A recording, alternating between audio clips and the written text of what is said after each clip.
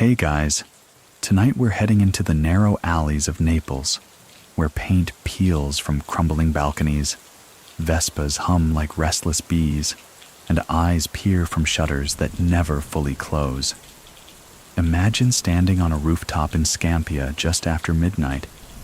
The city is silent, but not asleep.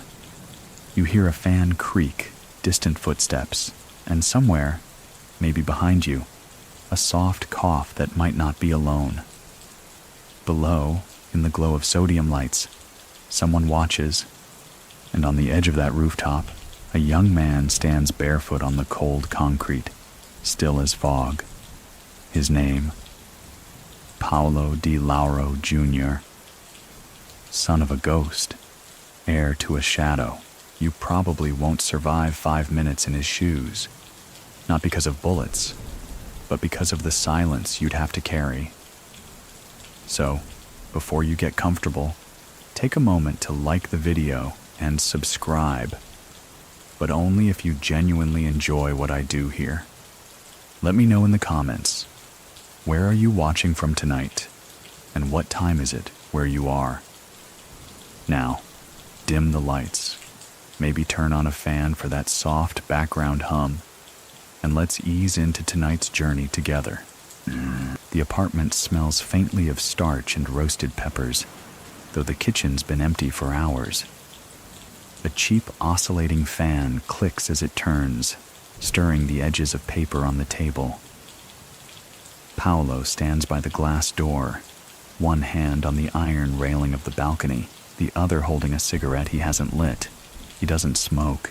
His father didn't either. But the motion matters. Naples below him is a slow-moving sea of lights and waiting. The Scampia district, infamous for its concrete blocks and open-air drug markets, hums with a strange kind of hush. The big bosses call it dormiente, sleeping. But Paolo knows better. It's not sleeping. It's simmering.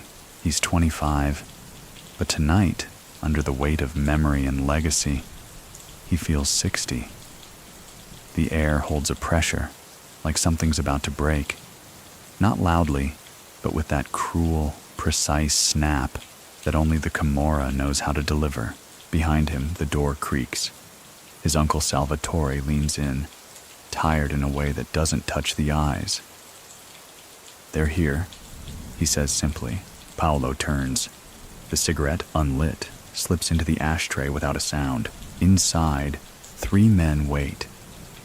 They wear casual shirts, gold necklaces hidden under necklines, and expressions carefully arranged somewhere between respect and expectation. They're not here for greetings. They're here to see if the son can fill the void left by the professor.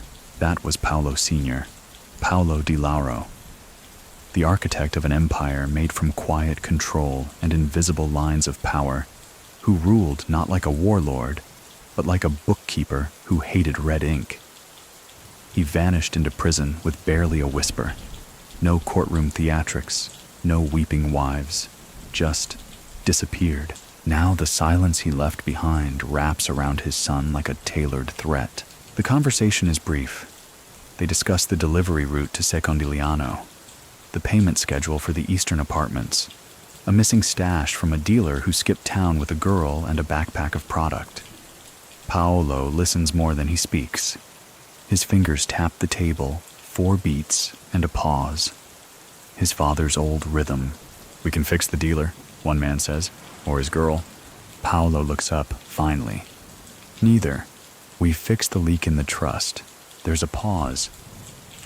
Not a disagreement.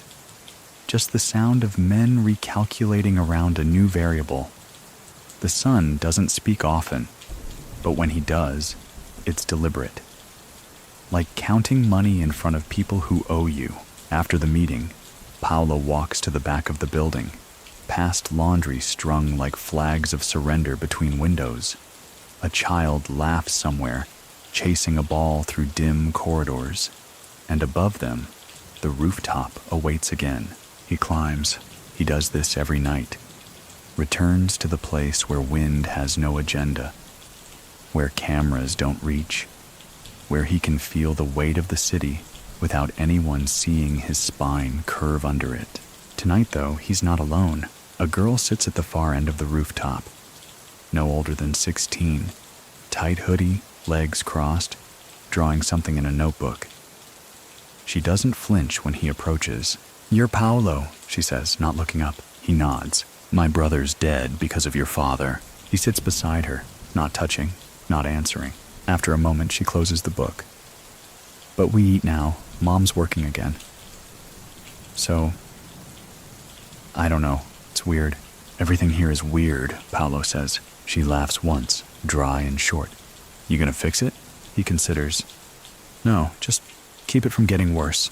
And that, somehow, sounds more honest than anything else he's said all day. When she leaves, he stays. The fan is still turning below, shadows crawling across cracked walls. In the distance, fireworks pop. Someone's birthday, or someone's debt being collected. Paolo's phone buzzes. A message from a number without a name. "A basement cafe, midnight." He deletes it without replying. This cafe sits beneath a mechanic's garage near Via Cupa dell'Arco. No menu, no sign, but everyone knows what it is. Once in 1998, a man walked in without permission. He left in 6 Ziploc bags. At 12:03, Paolo arrives. Inside, the light is warm but strained, like it doesn't trust its own glow. The owner, an old man with hands that used to carry crates but now just wipe counters, nods silently. The 3 men from earlier are already here. And there's a 4th now. Someone new. A police liaison. Or pretending to be. Well-dressed. The kind of man who never sweats. Paolo listens. The words swirl. Shipment delayed. Military pressure. Leverage on the Eastern Front. He files them like receipts. Then, casually, the man mentions a name Paolo doesn't recognize. He interrupts. "Repeat that?" The man blinks. "I said, Pietro's nephew. He's moving on your corners." "Pietro doesn't have a nephew," Paolo says. The man smiles too slowly, and Paolo knows. This is not a briefing. This is bait. He stands. No fury, no outburst. Just stillness. The room seems to lean into his silence. "I'll fix the trust," he says again, and leaves. On the way out, a shadow detaches from a corner. One of his watchers. "Ready?" the man asks. Paolo nods. He never had a nephew. The next night, that man disappears. No Ziploc bags this time. Just silence. And Paolo goes back to his rooftop. The girl isn't there anymore, but her drawing remains, wedged under a loose tile. A pencil sketch of a city bleeding smoke, and a boy with tired eyes standing in the middle, holding a paper fan. The morning fog drips off the rooftops in Scampia like old sweat, clinging to the antenna wires and broken satellite dishes. Naples breathes slow in the early light, but some corners of the city never really close their eyes. Beneath one such corner, in a cafe that shouldn't exist, something quietly awful unfolds. A man sits alone in a vinyl booth at the back. The espresso in front of him steams politely, though he hasn't touched it. He's sweating into his collar. His hands are folded too tightly in his lap, and he keeps glancing at the entrance like someone who already knows the story. Doesn't end well for him. The door opens. 2 men enter, casual, clean-shaven, hands in their pockets, like they're here to ask for a newspaper. One smiles, the other doesn't. They don't speak to the sweating man. They don't need to. He understands. A few minutes later, the espresso is cold. The booth is empty, and the old man behind the counter silently adds a name to his internal list of people who won't be coming back for sugar. No blood, no sound, just gone. This is the Camorra's preferred punctuation mark. Omission. At the same moment, a young woman in another district sets down her phone. Her brother hasn't answered in hours. She thinks about calling again, then doesn't. Maybe he just forgot to charge it. Later, she'll learn he never reached the meeting he was supposed to. Paolo Di Lauro Jr. already knows. He's watching from a distance, behind mirrored windows in a borrowed car, parked half a block from the cafe. Not because he needs confirmation, but because sometimes, when the silence works properly, you need to feel it unfold for yourself. Inside the car, his Uncle Salvatore lights a cigarette. "You sure this was the one?" he asks, exhaling toward the cracked vent. Paolo nods. He used a name that doesn't exist, on purpose, to test how I'd react. Salvatore leans back, watching the street. Bold or stupid, Paolo shrugs. Sometimes they're the same thing. There's a pause. Then Paolo speaks again, slower this time. "He was bait. Someone else wanted to see what I'd do." Salvatore turns his head. "You think we were being watched?" "I know we were." Many people still think that when the father disappeared into prison, the family's grip on the city weakened, that the Di Lauro empire fractured like wet plaster, splitting into young, impatient hands too hungry to wait. But Paolo Jr. wasn't in a rush. He studied, quietly, methodically, how power could be reclaimed not through violence, but through precision, like his father before him. But unlike his father, he had to deal with sharks raised in chaos, men who believed flash was louder than silence, and Instagram could replace fear. Case in point, the man everyone called Gennarino Lo Swag, not his real name. His real name was Gennaro Cantone, but no one had called him that since he got his first grill at age 17 and started wearing linen in winter. He was flashy, volatile, and disturbingly popular among the younger street crews. Paolo hated him, not because Gennarino was dangerous, but because he was unpredictable in the wrong way. He didn't understand subtlety. He didn't know when to shut up. And worst of all, he kept showing up uninvited to meetings that didn't concern him. So when Paolo receives word that Gennarino has started organizing his own drop points in the northern block, without permission, he doesn't send a warning. He sends coffee, a tiny Camorra signal, 1 espresso, no sugar, delivered in person by an 11-year-old kid on a bicycle. The kid drops it off at Gennarino's rented gym while he's lifting weights, leaves it on the front counter. Gennarino stares at the cup for a long time. He knows what it means. That night, he shows up at the same cafe where the previous man vanished. Alone. He sits in the same booth. He doesn't sweat, though. That would have made it easier. Paolo doesn't meet him there. He doesn't have to. Instead, he sends a different kind of message. Midway through the night, as Gennarino sleeps in his overpriced flat, his car, an imported Mercedes with red interior lighting, is stripped clean. Tires gone. Seats gone. Even the radio removed without breaking the dashboard. When he opens the glove box the next morning, he finds the espresso cup inside, cleaned, polished, and on the rim, a lipstick print. Red, immaculate, unmistakably fake. Gennarino doesn't return to the gym that week. He doesn't return to Scampia for months. Message received. Meanwhile, Paolo returns to his ritual. The rooftop, the wind, the cigarette he doesn't light. Tonight the girl doesn't show.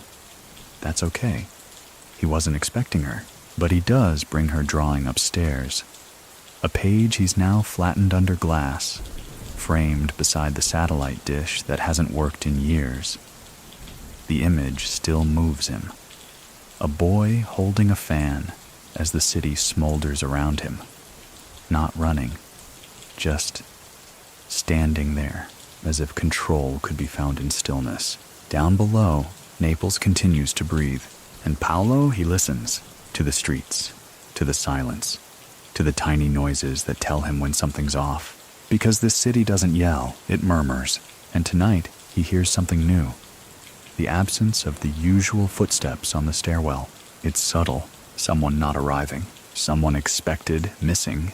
He turns toward the edge of the rooftop. The phone buzzes once. New message. He didn't show. Found the briefcase, but not him. Paolo stares into the dark. This isn't about a drug drop. It's about information, the kind that doesn't belong in a briefcase, the kind that gets people erased without explanation. He slips the phone into his pocket and walks down the stairs, slower now, measured. By the time he reaches the alley behind the building, his watcher is already waiting. "Car's ready," the man says. "Garage route or downtown?" Paolo doesn't answer immediately. He glances at the streetlight flickering above them, then back to the fan in the window, still rotating on its tired hinge. "Neither," he says. "We go west." "West?" "Yeah, the dentist's alley." The man swallows. He knows what that means. That's where the old loyalists still hide, the ones who speak in murmurs and move like dust. And tonight, Paolo is going to ask them a question he never thought he'd have to. Because when briefcases appear without owners, someone's rewriting the map. And maps are how shadows stay safe. Dentist's Alley isn't marked on any tourist guide. It's the kind of place that doesn't just hide in the city. It camouflages. Narrower than it has any right to be, it twists behind a forgotten public clinic, lined with boarded-up offices whose windows still have names etched in dust. Dati, Giorgio Capelli, Endodonzia, Studio Dentistico Amato. But no drills have buzzed here in over a decade. At night, it smells like rust and boiled bleach. During the day, it smells like nothing. Like the place learned how to erase itself. Paolo moves through the alley as if stepping back in time. No scooter noise here. No street vendors shouting over each other. Just that distant hum of neon lights too tired to blink. He stops before a faded door half hidden behind old scaffolding. A tiny sticker near the handle peels away to reveal a red crescent, the kind of mark only the old families would recognize. He knocks once, waits, then again, twice, this time quick. The door opens without sound. No creak, no greeting. Just an old man in an olive green sweater who motions with his head. Paolo steps inside. The hallway is lined with cracked linoleum tiles, yellowed with memory. The ceiling light flickers, though no bulb is visible. At the end of the corridor, a single metal chair sits beneath a framed photo of Diego Maradona holding a cigarette mid-laugh. "Sit," the old man says, voice like gravel in a warm glass. Paolo obeys. It's been years since he's spoken to Don Ernesto. Not because of disrespect, but because people like Don Ernesto aren't part of the new networks. They're legacy. Like backup generators in buildings no one visits. Quiet, dependable, and only used when the lights really go out. "You look like your father when he used to lie," Ernesto says, not unkindly. "I'm not here to lie." "Good," the old man replies, "because I've got no patience left for fiction." Paolo takes a breath. Then, a briefcase turned up without a carrier. The contents shouldn't exist. Don Ernesto raises an eyebrow. "Paper?" "No, drive, encrypted." "Who was supposed to bring it?" "No one I recognize." "That's worse," Ernesto says. "You came for advice?" "I came for a name." The old man stands, walks to a drawer behind the chair, and pulls out a folded sheet of paper. He holds it like it's dipped in vinegar. "You ever hear of Luca da Fonte?" Paolo shakes his head. "Exactly," Ernesto mutters, "because that's what Luca wanted." He hands the paper over. On it, a scribbled diagram. 3 arrows. A name in the center, Luca. At the bottom, last seen in Bucharest, 2008. A memory prickles at the edge of Paolo's mind. Bucharest?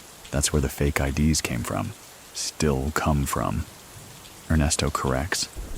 And if someone's sending you luggage without a return label, it might be Luca, or someone who knows his games. Paolo folds the paper. Ernesto leans in. "Tell me, Paolo, do you feel the ground shifting?" Paolo nods once. Ernesto sighs. "Then be careful where you plant your next step. Naples doesn't forgive hesitation." Back outside, the sky begins to sweat again. That fine Neapolitan mist that doesn't fall but lingers, clinging to hair and collarbones. Paolo doesn't hurry. He walks with the kind of pace that says, "I'm not lost, but I'm not arriving either.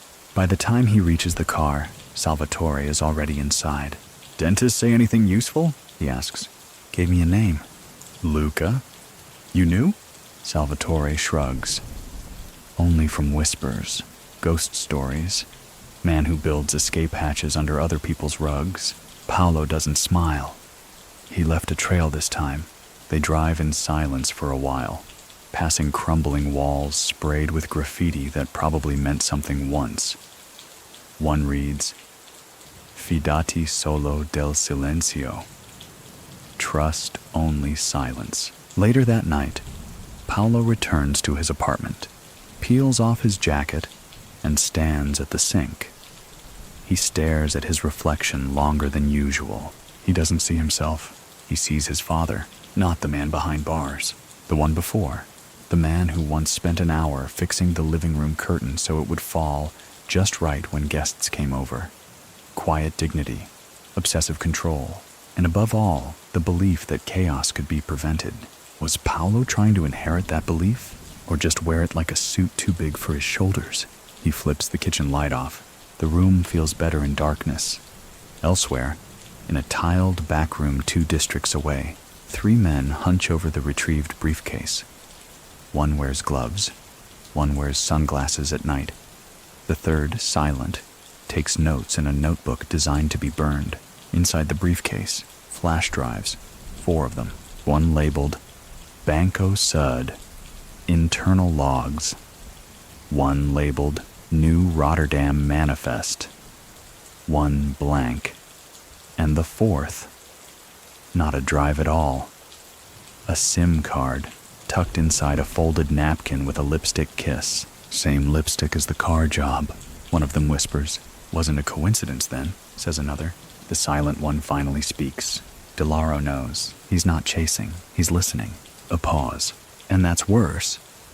The next morning, Paolo doesn't go to the rooftop. He goes to a small cafe in the eastern quarter. Real espresso, old brick walls, a pastry chef who doesn't know what TikTok is. The barista knows Paolo by sight but not by name. "Il solito?" he asks. Paolo nods. He takes his coffee outside and sits at a tiny table beneath an olive tree that's lost most of its leaves. Across the street, a man pretends to fix a bicycle chain for 20 minutes. Paolo lets him, then stands, walks across calmly, and drops a note by the man's shoe. "Next time you tail me," he says softly, "change your cologne." The man doesn't look up. But later that day, he's pulled from surveillance duty. Quietly. No reprimand, no promotion, just gone, like a folder removed from a desktop. That night, Paolo returns to the cafe basement. This time, it's he who's asked for the meeting. Same booth, same waiter, but this time the others arrive late. One by one, he lets them sit first. Then, with a slow breath, he places a folded map of Naples on the table, every district marked, some circled, some underlined, and at the center, a sticker, a tiny red crescent. "Things are moving," he says. "No," one man corrects. "Things are breaking." Paolo folds the map again, then says, "Maybe it's time they did, because fixing a broken empire doesn't mean rebuilding it the same way. Sometimes it means drawing new lines and watching who crosses them first. Scampia isn't a place that wakes, it just shifts, like a sleeping animal that senses it's being watched but doesn't bother opening its eyes." By mid-morning, the heat begins its slow descent, pooling in courtyards and creeping up concrete stairwells. Vespas dart between abandoned playgrounds. Young men lean on crumbling walls like cigarette ads come to life. Sharp hairlines, quick eyes, and the unmistakable posture of those who know the police won't catch them today. And in the midst of it all, there are the boys with the scooter keys. They're not soldiers. Not yet. They're couriers, runners, lookouts, shadows in training. Boys with helmets too big and engines too loud. Most of them don't know more than a few first names, but they know routes. They know which doorbells to never ring. They know how to blend into traffic even when no one else is moving. And crucially, they know who signs the unspoken paycheck. Paolo sees them everywhere. on corners, refueling with cheap pastries, laughing with the kind of energy that hasn't yet met consequence. He knows their schedules better than they do. He used to be one of them, not visibly. His father wouldn't allow that, but he rode with them, watched, listened. One of them, a wiry kid called Topo, short for Topolino, Little Mouse, has just returned from a delivery near the university district. He parks his battered blue Piaggio and leans against a wall, waiting. Paolo, wearing dark sunglasses and an old Napoli football jersey, approaches on foot, casual, quiet. "Topo," he says. The kid jumps, then quickly lowers his eyes. "Signore Paolo." "Easy," Paolo says. "You delivered the red envelope?" Topo nods. "To the address with the yellow door, just like you said." "And?" "Man took it. No questions, but what?" "There was a woman inside. She looked nervous." "How nervous?" "Like she was trying not to look at the envelope." Paolo studies the kid for a moment. "Did you remember the plate on the car outside?" "Yup," Topo says, smiling like he's just passed a test. "Wrote it on my arm." He rolls up his sleeve. Paolo memorizes the number. "Good, you did well." Is it about drugs?" the boy asks, voice cracking just slightly. "No," Paolo says. "It's about mistakes." Topo doesn't ask what kind. Smart mouse. Later that day, Paolo sits in an unmarked room beneath an auto repair shop. Grease coats the walls. There's a fan with 2 broken blades wobbling like it's had one too many espressos. Across from him sits Biagio, an old driver with a crooked nose and fewer teeth than a deck of cards. Biagio used to ferry the big players in the 90s, back when the Camorra still wore suits to meetings. These days, he mostly plays cards and drinks wine that tastes like regret. "You remember the license plate?" Paolo asks. Biagio nods. "Yeah, belonged to a car last seen near the docks." "The woman inside?" Biagio shrugs. "Could be anyone. Docks are crawling with ghosts these days. Could be Albanian. Could be customs. Or worse," Paolo murmurs. Biagio leans forward. "You think this is about the briefcase again?" Paolo nods. "Too many people touching things they shouldn't. It's like they think the game reset when my father went in." Biagio chuckles dryly. "Maybe it did, but the board stayed the same." That evening, the streets around the soccer pitch fill with boys not much older than Topo. They wear knockoff jerseys, push each other around, shout bets on who'll miss the next shot. One of them notices Paolo watching from a shaded alley and freezes for just a second, then pretends not to. That's how respect moves now. Not in bows or rings kissed, but in pauses that say, "I know who you are, even if I act like I don't." Paolo stays there a while, hands in his pockets, eyes scanning, not for threats, but for patterns. There's a rhythm to this neighborhood, like a song always on loop. But lately, a few notes have changed. The boys are looking over their shoulders more often. The older ones are carrying themselves like they know too much. And the whispers, always in motion, have shifted tone. One in particular, a new supplier's moving south. No one says a name. No one needs to, because every time power thins, someone tests the wire. Paolo leaves before the sun sets. On his way back, he takes the long route, past the public clinic with shattered windows and graffiti that reads, "We are still here." He walks past a vendor selling bootleg DVDs, still somehow a thing, and finally, through the alley where a boy once left his first envelope under a broken brick. He kneels, pulls the brick loose. Nothing there. But now the ritual is complete. He can go home. Back at his apartment, he pours a glass of water and sips it slowly. The fan hums like it's tired of pretending to work. He steps onto the balcony. The city spreads below him, endless and quiet, and not his, not really, just on loan. And in that quiet, his phone buzzes again. This time a voice memo. He puts it on speaker. The voice is unfamiliar. Calm, female, Eastern European, Mr. Di Lauro, she says. You are not being careful enough. The man you erased had insurance. The briefcase is one copy. There are others. A pause. And some of us still know how to send letters that don't go through mailboxes. Click. Silence. Paolo doesn't move. He stands there, letting the wind lift the edges of his shirt. He deletes the message, then immediately calls Salvatore. She's real, Paolo says. The woman from the yellow door? No, worse. She's organized. Salvatore doesn't curse. He doesn't breathe loud. He just says, so now what? Paolo looks out across the concrete, down into the courtyard where children chase each other between laundry lines and cracked pavement. We listen to the scooters. Salvatore chuckles. You think the boys will talk? They always do, Paolo replies. Even when they don't mean to. Because in Naples, the smallest engine can carry the loudest secret. And sometimes, the road to the truth starts with nothing more than a spark plug and an eager hand. The alley smells like tomato paste and diesel. There's something oddly comforting about it, like a Sunday dinner interrupted by a getaway car. Paolo walks with a slow rhythm, his shoes scraping softly against the worn cobblestones. Overhead, sheets flutter from balconies like flags of exhausted nations. Naples is always airing its secrets.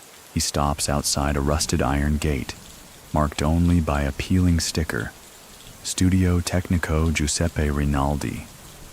There's no studio anymore, and Rinaldi hasn't been seen in years.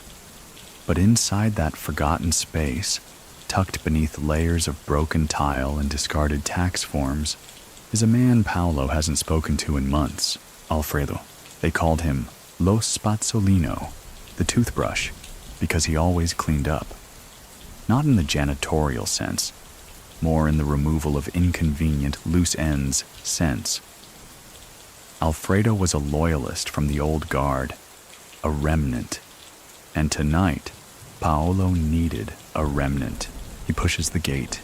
It creaks open like it's waking from a nap. Alfredo sits behind a metal desk, sleeves rolled, glasses perched on the edge of his nose. He's fiddling with a scalpel and a packet of dental floss. It's hard to tell if he's repairing something or preparing something.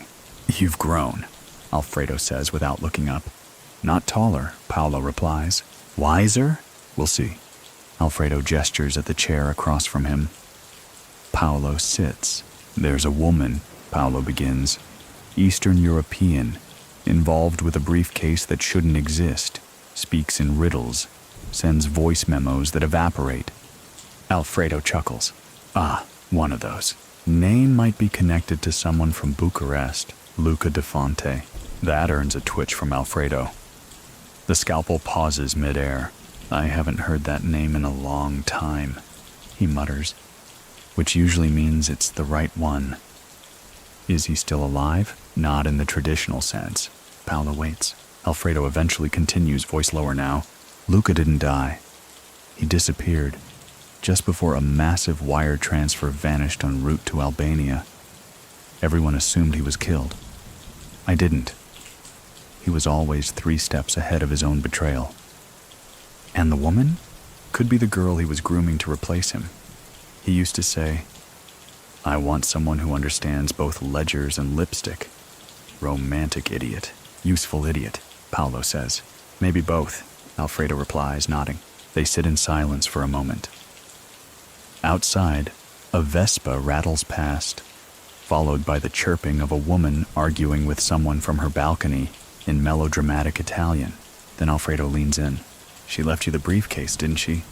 Yes, and you didn't open it. I did. And now? She says it was only one of several. Alfredo leans back.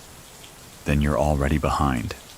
By the time Paolo exits the building, the sky has shifted into that hazy Neapolitan gold, where the light seems to press against the buildings rather than illuminate them. He walks to the corner, where Salvatore waits inside a black hatchback. She has a name, Paolo says, sliding in. Go on. Karina Veselov. Salvatore raises an eyebrow.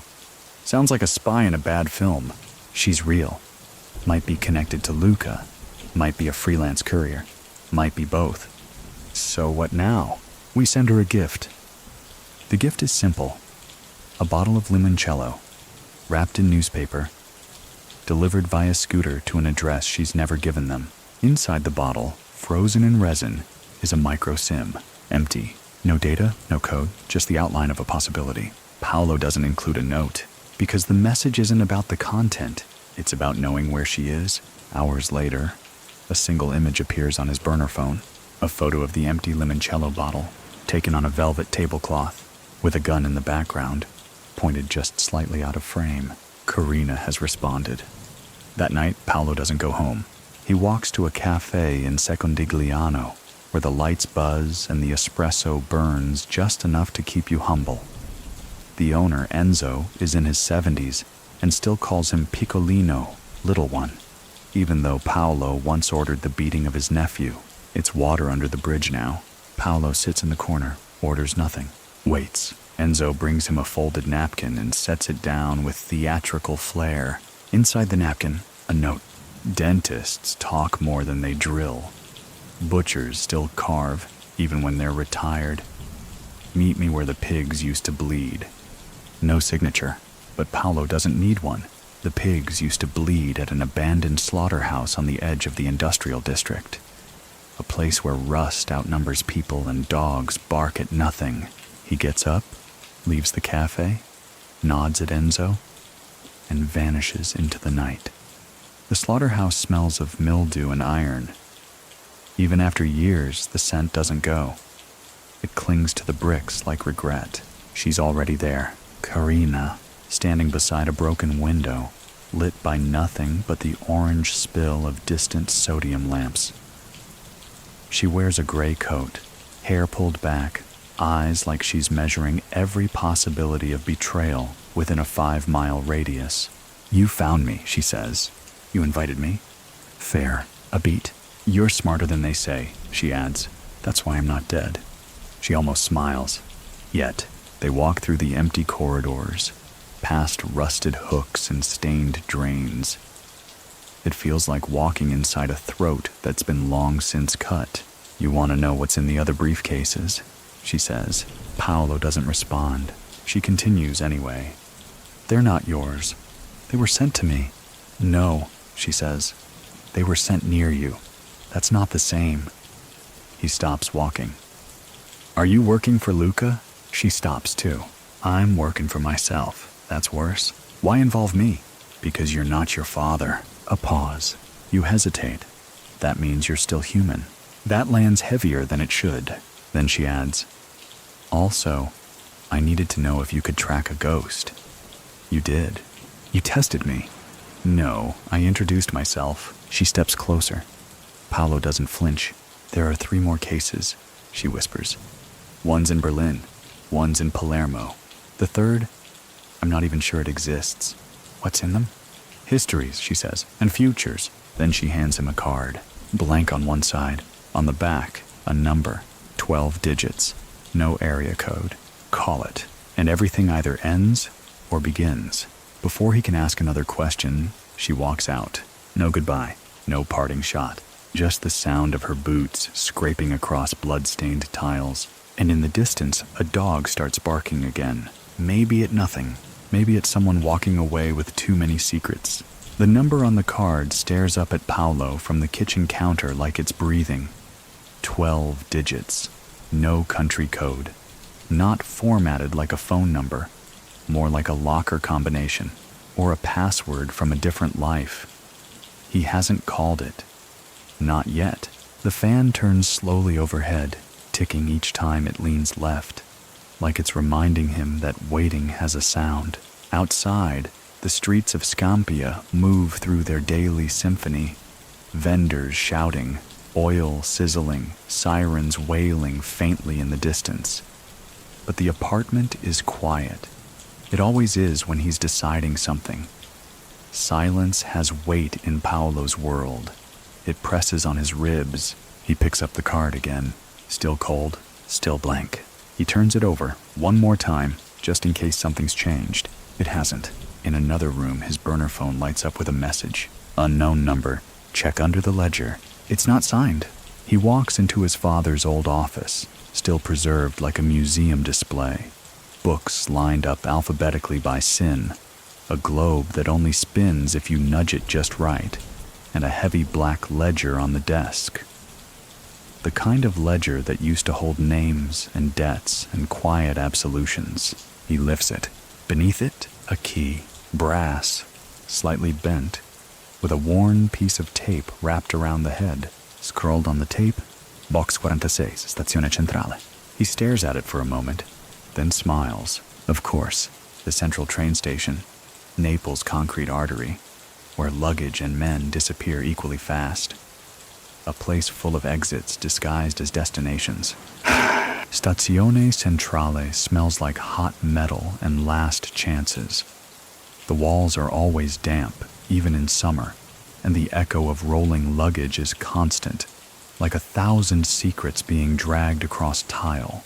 Box 46 sits in the third row, tucked between a broken hinge and a flickering light bulb. He slides the key in. It resists for half a second, then clicks. Inside, a worn leather folder and a pack of black and white photographs wrapped in plastic. He takes them both and walks away without looking yet. You don't read in a crowd. Back in the car, Salvatore waits. You get anything? Paolo hands him the folder, flips through the photographs himself, one by one. They show faces he recognizes. Dealers, brokers, even a few bureaucrats. All of them photographed from a distance. Some laughing, some speaking.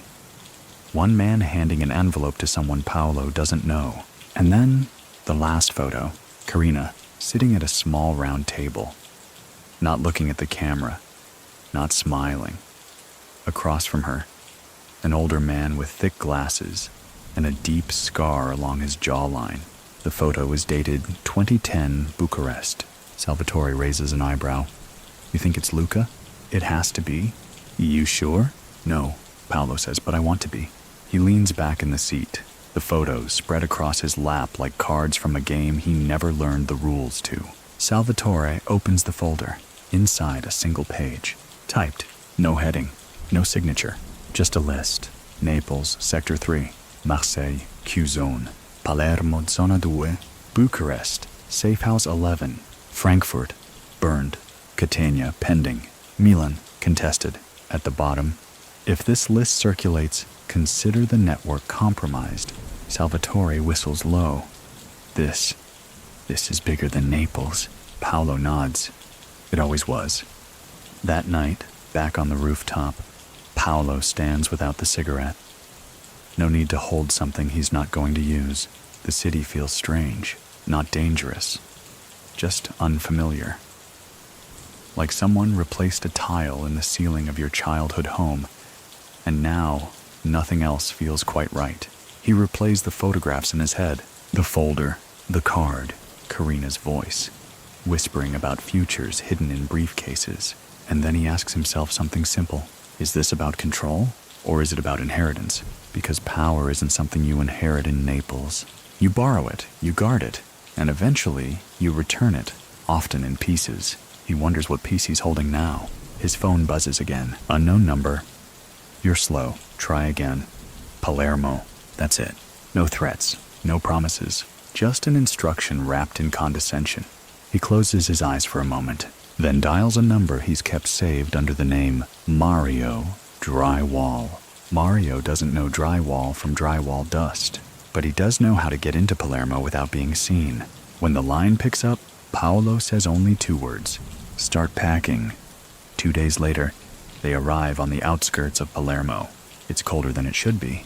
Gray sky, sea wind, and that heavy Sicilian air, like everyone's carrying a family feud in their coat pocket. Mario parks the car beside an old trattoria with chipped tables and a jukebox that hasn't played since Berlusconi's first term. The kind of place you only go when you don't want to be remembered. Inside, a woman behind the counter gestures with her chin. Back room, she says. Paolo walks in. The room is small, dim.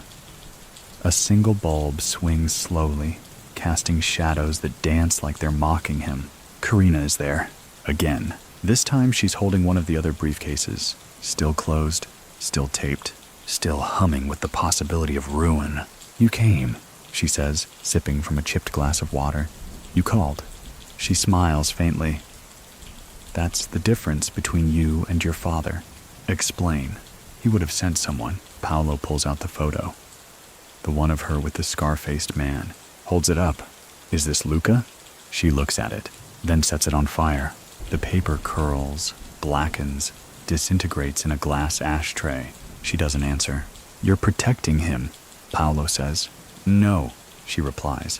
"I'm protecting you." He laughs once, dry. "I don't need protecting." Karina leans in, voice like steam. "You're holding a match near a room full of gas, Paolo, and the people inside are already choking." "A beat. What happens when you light it anyway?" He doesn't reply, because he already knows, and yet he's not going to stop. Palermo, at dusk, doesn't whisper the way Naples does. It exhales, slowly, like a tired old monarch leaning back in their throne, counting memories instead of money. The streets carry the smell of salt and exhaust. Laundry lines sag with the weight of secrets too old to keep hanging. In a city built on the weight of ancestry, Paolo Di Lauro Jr. moves like a foreign syllable, understood but not welcomed. The trattoria behind him fades into night as the car climbs through the tighter streets. Mario drives with one hand, the other casually resting on the gear shift like he's prepared to punch it at any moment. Neither of them speaks. They don't have to. The briefcase sits on Paolo's lap, still cold, still sealed, still heavier than its size should allow. "Want me to take it to the safe house?" Mario asks. "No," Paolo replies, and that's the end of that. They pass two boys smoking outside a pharmacy, graffiti curling behind them like vines. "Vivere in silenzio è ancora vivere." To live in silence is still to live. Paolo closes his eyes, just for a second, long enough to hear a memory. His father once back in the family garden. The old man speaking with that dry patience only true power allows. "Loyalty is cheap if you don't test it." "And trust?" young Paolo had asked. "You don't buy it," his father said. "You rent it daily." The safe house in Palermo is misnamed. It's not a house. It's a condemned pizzeria that still smells of oregano and gas. The back room holds a mattress, a bulb swinging from a wire, and a plastic crate full of burner phones. Mario helps Paolo unload without questions. Once inside, Paolo sets the briefcase on the table and clicks the latch. It doesn't open. Not jammed. Locked. He tilts the case, feels the mechanical weight inside shift, balanced like a trap. "What now?" Mario asks. Paolo pulls the brass key from his pocket, the one from Stazione Centrale. It doesn't fit. Of course it doesn't. This isn't about keys. It never was. Karina had said there were 3. The briefcase in Naples was an invitation. This one is a test. He turns to Mario. "Get me someone who understands 3D printers and Romanian security protocols." Mario gives him a look, then nods and pulls out a phone. 30 minutes later, a kid arrives, maybe 20 years old, oversized backpack, stammering Italian. He plugs a USB into his laptop, boots up a virtual terminal, and stares at the briefcase like it's a puzzle box from an old myth. "It's biometric," the kid mutters. "We can't crack it without the original fingerprint or a total motherboard bypass." "Then bypass it. I need time." "You have 3 hours." The kid blinks, then gets to work. While the laptop clicks and whirs, Paolo steps outside. The Sicilian air is thick, heavy with citrus and rust.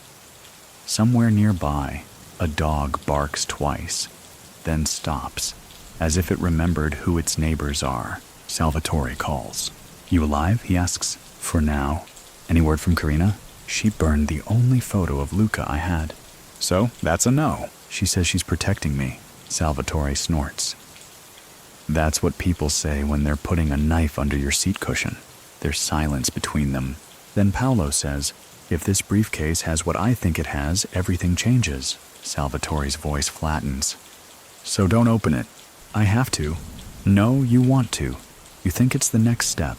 Maybe it is, or maybe it's the last. The call ends. The fan turns overhead again. Back in his mind.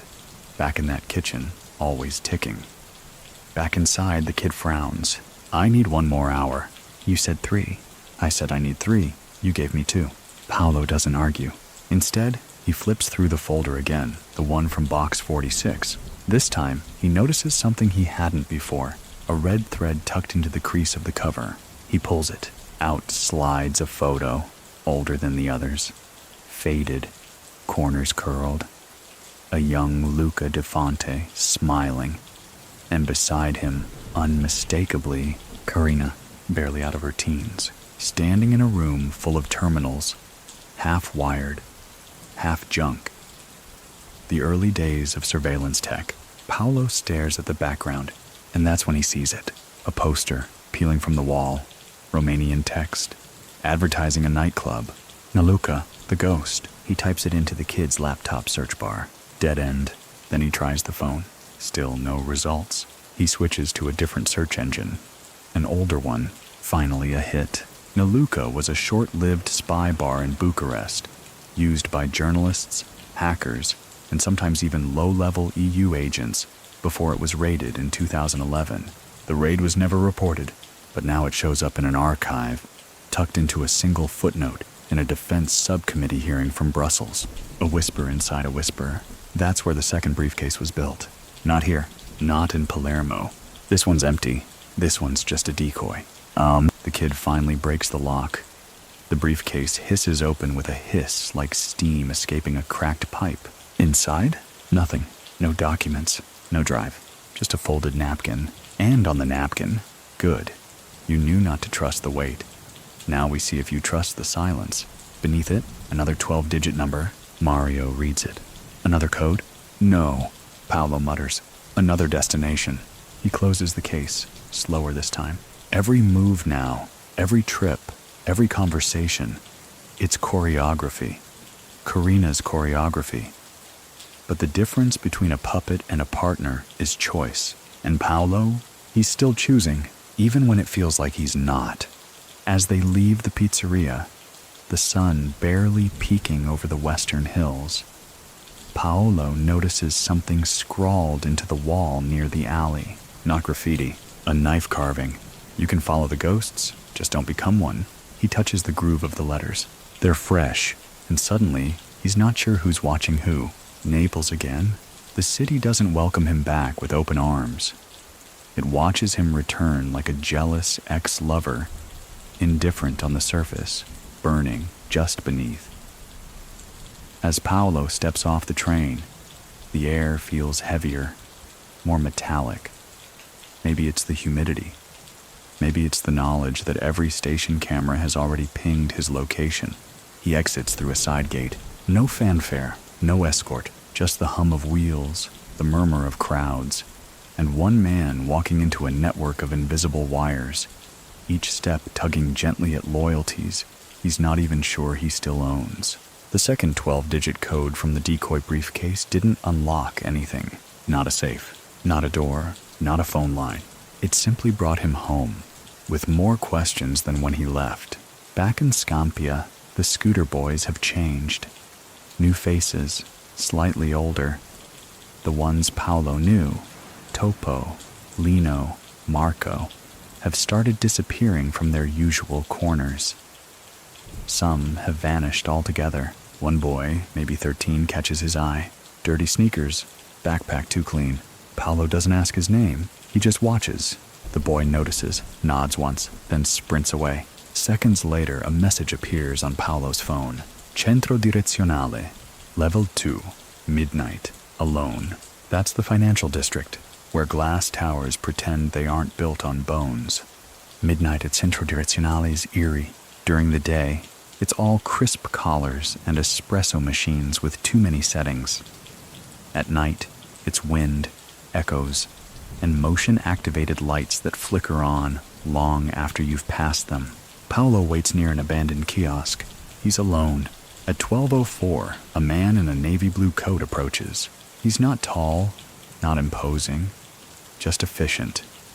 The kind of man who probably folds his socks with a ruler. "You're Paolo," he says, not a question. "And you?" The man smiles faintly. "An errand." He pulls out a phone. Presses play on a recorded message. Karina's voice. "Don't trust the towers. Their windows reflect the wrong parts of the city." A pause. "You're closer now. But the next step isn't north. It's beneath." Then, silence. The man pockets the phone, hands Paolo an envelope. Inside, a parking stub, time-stamped 1407, issued from Garage B, Port of Naples. The man leaves without a word. Paolo doesn't follow. He doesn't need to. The next morning, he drives himself. No escort, no Salvatore. He pulls into Garage B, scanning the concrete for the spot marked in the timestamp, level 3, row C, slot 17. He finds it, empty. Of course, he steps out, checks the painted wall behind the space. A smudge of fresh sealant, different shade of gray. He knocks. Hollow. Paolo retrieves a tire iron from the trunk. Kneels. Gently taps the edge of the sealant. Flakes begin to fall. Then a seam. Then a panel. He slides it aside. Inside, a narrow crawl space. And at the far end, lit by a single bare bulb, another briefcase. This one is different. Worn leather. No lock. He pulls it out and opens it right there on the concrete. Inside, a folded map of Naples, marked in 3 red dots, a burner phone with no contacts, and a sealed manila envelope. He opens the envelope. Inside, a photograph, taken 2 days ago, of Salvatore, sitting with a man Paolo doesn't recognize. Across from them, Karina. The photo is grainy, but the implication is clear. He's been played. Back in the car, Paolo doesn't move for a long time, not because he's frozen, because he's calculating. If Salvatore is talking to Karina without telling him, it means one of 2 things. 1, Salvatore is trying to protect him. 2, Salvatore is trying to replace him. Neither option feels good. He stares at the burner phone, then powers it on. One message waits, from a contact called simply K. This isn't betrayal, Paolo. It's a different kind of loyalty. Call me when you're ready to stop performing your father's ghost. He closes the phone. That's the second time someone's accused him of mimicking the professor. And maybe they're not wrong. But what if the mimicry isn't weakness? What if it's camouflage? That evening, Paolo returns to the old apartment. The fan still spins. The drawing from the girl, long gone now, still hangs under the satellite dish. He adds something beside it. The new photo. Salvatore. Karina. The unknown man. Then he sits on the floor, legs crossed, no drink, no smoke, just the sounds of the city. Scooters whining, babies crying. Television's too loud through thin walls. He picks up the burner again and texts back, "Tell me what's next." No reply. Yet. Meanwhile, in a government building not marked on any map, 2 analysts sit before a bank of monitors. One sips cold coffee, the other types rapidly. They pause on a frame. Paolo crawling into the garage panel. The camera above had no business being operational, but it was. They zoom in, enhance, the briefcase, the map, the phone. One analyst turns to the other. "He's in deeper than we thought," the other shrugs. "Or exactly where she wants him. Should we inform Task Force V? No." Pause. Let the story play. We're learning more from watching. The screen flickers, and Paolo, completely unaware of the watchers, drives off into the Neapolitan dusk, pursuing a shadow he might never catch, or worse, one he might already become. Rain in Naples isn't romantic. It doesn't dance gently on windows or mist the air like something from a postcard. It falls hard, slanted, with the fury of a place that doesn't believe in subtlety. Gutters overflow. Streets shimmer with the ghosts of diesel and old cigarette ash. And Paolo Di Lauro Jr., sitting in the front seat of a borrowed Peugeot, watches the downpour beat against the windshield like it's trying to rewrite something in water. The burner phone hasn't lit up again, not since that message. Tell me what's next. He checks it one more time, as if repetition will coax an answer from the void. Still nothing. Salvatore hasn't called either, but Paolo knows he's watching. Somewhere behind a curtain, maybe even behind a camera. He exhales through his nose and turns the key. The engine sputters, grumbles like it doesn't want to be part of this anymore, and then gives in. The map from the garage briefcase lies unfolded on the passenger seat. 3 red dots. One of them already visited, the parking structure. The second, a half-demolished convent outside Secondigliano. The third, the sea, or rather something beneath it. But first, the convent. It takes 30 minutes to reach it. The building crouches on the edge of an old railway, its windows long gone, its bell tower sheared in half like a broken tooth. Ivy has clawed its way through what remains of the stone facade. The front gate doesn't creak, it groans, metal grinding against memory. Paolo parks beneath an old fig tree and steps out, coat already heavy with rain. He's not expecting anyone, which is why the man on the second floor surprises him. Thin, wiry, wearing a tracksuit that must have been white sometime in the last century. He watches Paolo from the hollow of a window, cigarette glowing faintly in the wet air. Paolo doesn't speak. He just waits. The man raises a hand and tosses down a key. It lands in a puddle. No words, no nod. Just the impact and the slow ripples. Paolo picks it up, wipes it on his sleeve, and walks inside. The key fits the rusted side door. Inside, it smells of mold, wet plaster, and incense that gave up years ago.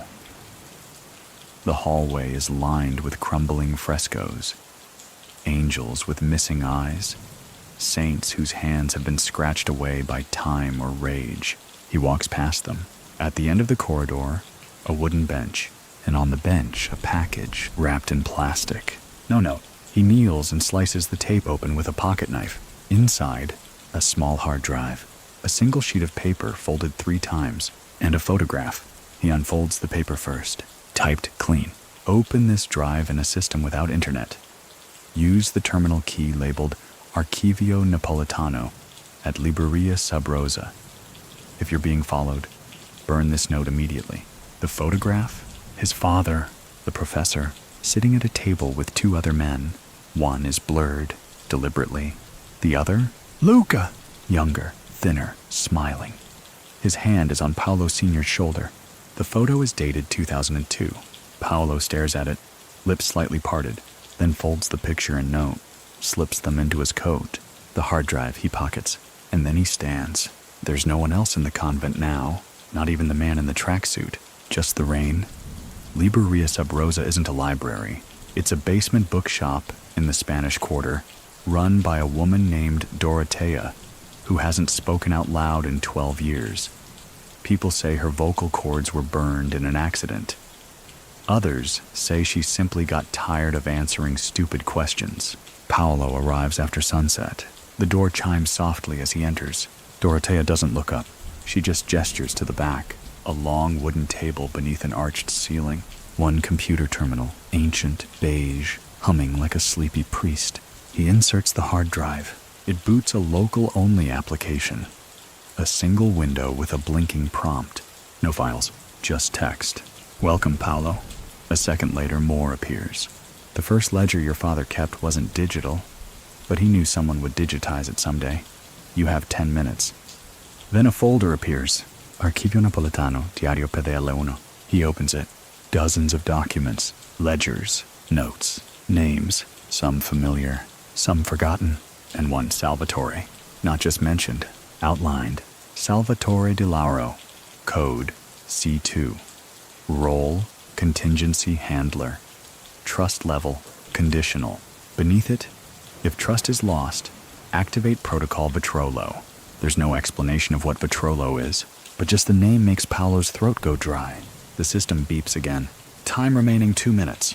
He copies everything to a second USB key and ejects it. Wipes the hard drive. Stands.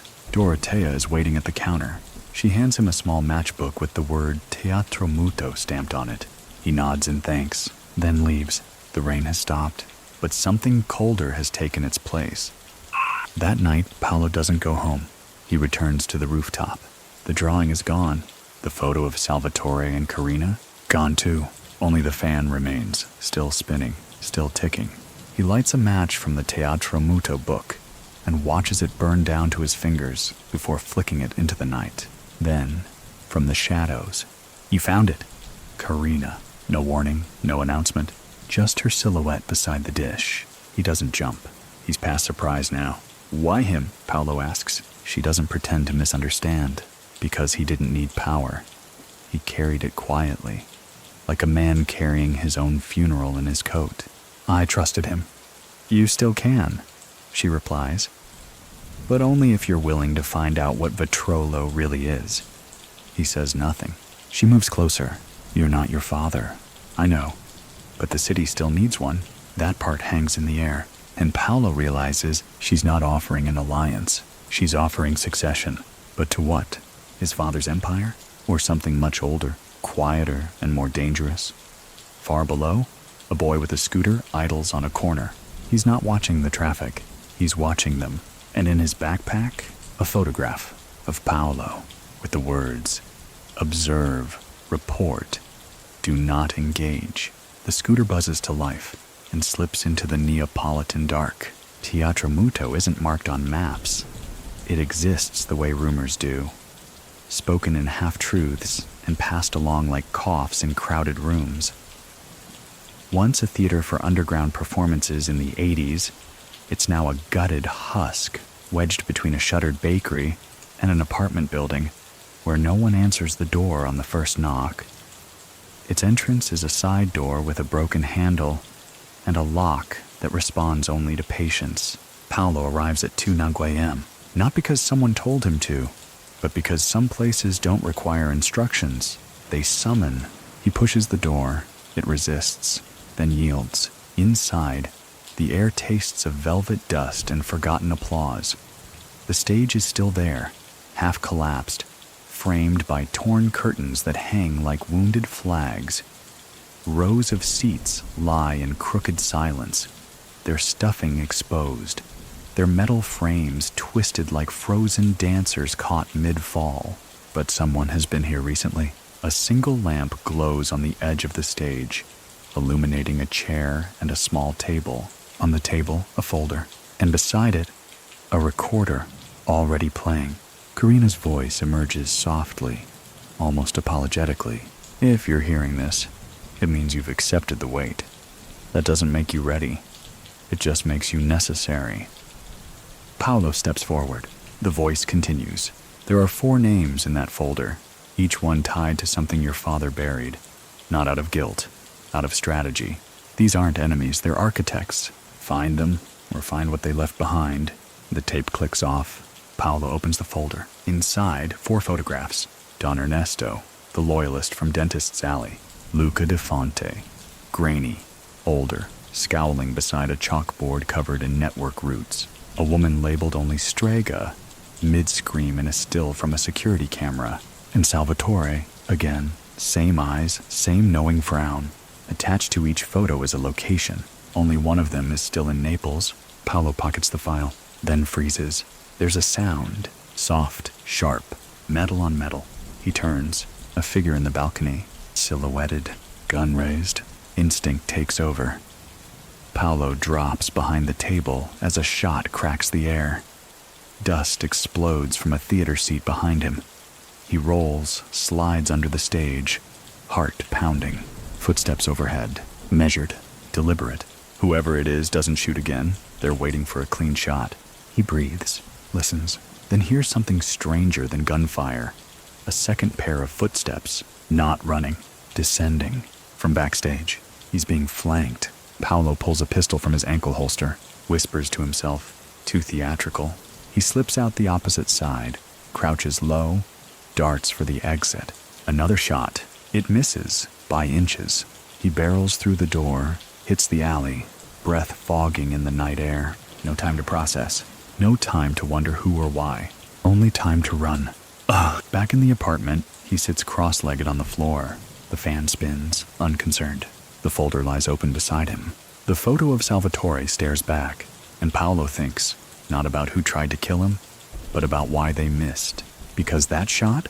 Too high, too slow, meant to scare, not kill. Someone's trying to guide him again, or test him, or both. He dials Karina, voicemail. He dials Mario, no answer. Finally, he texts Salvatore, "We need to talk. No shadows, just truth." Salvatore replies, "Meet me at the vineyard, noon." The vineyard lies just outside Caserta, a family estate. Paolo hasn't visited since he was 17. Last time he was here, he watched his father teach a man how to die without screaming, by whispering numbers in his ear as he bled. He arrives early. Noon is a formality. Salvatore is already waiting. By the vines, holding 2 glasses of wine. Paolo joins him. Doesn't sit. "You met with Karina," he says. Salvatore nods. "I did." "Why?" "Because she has answers you don't." "That's not an answer." Salvatore sips his wine, swirls it, doesn't look at Paolo. "She told me the truth about Luca, about your father's deals, about the real reason you were never supposed to inherit." That last part stings more than the shot in the theater. Paolo keeps his voice even. "I've been the one holding this city together." "No," Salvatore says.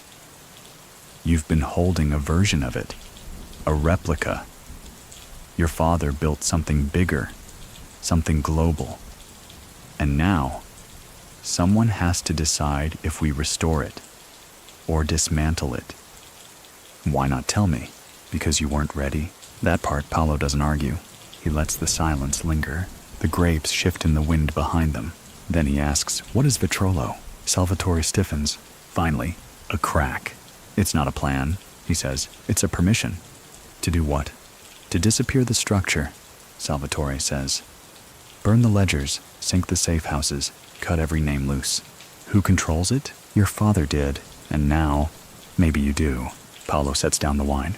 His hands are shaking, just slightly. "So I can burn everything." Salvatore nods. "Or rebuild it." Another pause. Then Paolo asks what he's been afraid to say out loud. "Is Luca alive?" Salvatore doesn't answer right away. Then softly, "Yes." "And Karina?"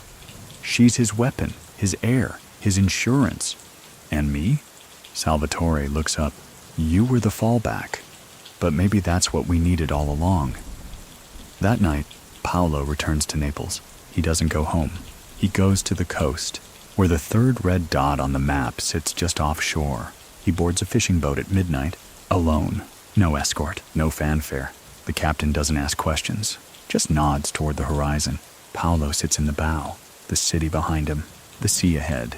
And in his coat, the burner phone, the folder, and the 4th name still waiting. Strega, the one name without a past, but maybe a future. The boat cuts through the Tyrrhenian dark like a blade through velvet. No wake, no music. Just the slap of water against fiberglass and the occasional hum of the engine throttling down to glide under radar. The captain, a silent man named Bruno, only gestures. He doesn't speak, might not even know how anymore. Or maybe he's one of those Neapolitans who's realized that silence earns more than chatter. They pass a weather buoy, then a rusted platform, then nothing, just the sea. Then Bruno raises a hand, points ahead. It looks like a pile of rocks at first. Then, as the clouds shift, a shape emerges. Low, square, concrete eaten by salt. An island. Artificial. Forgotten. Isola Dimenticata, they used to call it. The Forgotten Island. A Cold War relic once used by NATO for radio signal testing. Abandoned in the 90s. Swallowed by paperwork and seagull droppings. But tonight, its signal is something else. They dock. No lights. No ladder. Bruno throws a rope over a jagged pipe. Paolo climbs. The ground is slick with algae and age. Every step sounds louder than it should. He reaches the top level, a small helipad, rusted and useless. A door nearby hangs crooked, leading into a stairwell that disappears underground. He checks his watch, 1:13 a.m. The red dot on the map had marked this exact spot. And here he is. He enters. The stairwell is tight, airless. His flashlight flickers as if resisting the descent. The walls are lined with peeling tiles, still damp from a leak that never fixed itself. Each step creaks, but nothing responds. At the bottom, a corridor. One door, steel, half open. Inside, a room, a chair, a terminal, a single hanging bulb buzzing faintly overhead. On the chair, a tape recorder, and across the back wall, spray-painted in red, Strega non dorme. The witch does not sleep. Paolo exhalas, sits, presses play. The voice isn't Karina's. It's older, male, familiar in a way that claws at something buried. Paolo, if you're hearing this, you've come farther than anyone expected. That includes me. He freezes. It's his father, the professor. Alive? No, it's a recording, a relic. But it doesn't stop the shake in Paolo's chest. You're not ready for what comes next. That's not an insult. It's a description. There is no throne. There is only the ledger, and the ledger does not care who writes it. A pause. Then, Strega was never a person. It's a protocol, a vault, a ghost file encoded through dead networks, a trap door for when the entire house catches fire.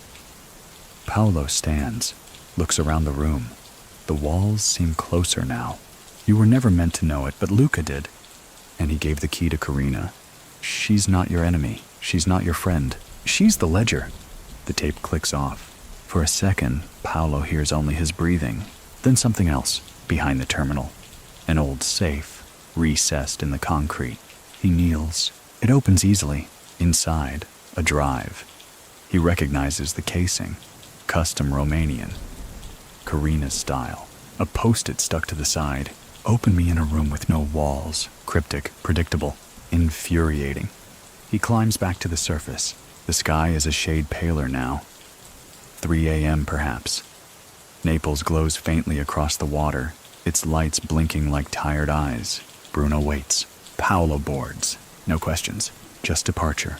As they cross the water, Paolo turns the drive over in his hands. If Strega is a protocol, what kind of protocol requires ghosts and threats and burner phones from 3 countries? And if Karina is the ledger, then what the hell is Paolo? The heir or the cleanup? Back in Naples, Paolo does not go home. He goes to an old printing house near Corso Garibaldi, long since converted into a private server bunker. One of his father's more paranoid investments. Inside, rows of machines hum behind glass walls. He boots up a terminal. No cameras, no internet, just raw interface. He inserts the drive. It mounts instantly. One folder, Strega activate. He clicks. The screen floods with code. Thousands of lines, names, accounts, bank routing slips, passwords embedded in syntax, surveillance logs from government feeds, private video from Berlin, from Palermo, from his own apartment. It's not a trapdoor. It's a kill switch. Strega isn't just for hiding. It's for collapsing the entire network. In one execution, one button. There's a final prompt at the bottom of the interface. Are you sure? And beside it, 2 buttons. Run or bury. No explanations. No instructions. Just choice. And Paolo? He doesn't press anything. Not yet. Instead, he powers down the terminal, pockets the drive, and walks into the cold, early morning air. At 6:03 a.m., he meets Salvatore again. They sit on a bench outside a boarded-up community center. Pigeons peck at nothing near their feet. Paolo hands him the drive. Salvatore looks at it, then looks at him. What's this? The ending. Salvatore tilts his head. And you're giving it to me? No, Paolo says. I'm watching what you do with it. They sit in silence. Then Salvatore laughs. Your father would have hated this. I know. Another silence. Then Paolo says, I think I finally understand what he was afraid of. What? Not betrayal, not collapse. Then what? Legacy. And that lands heavier than either of them expect.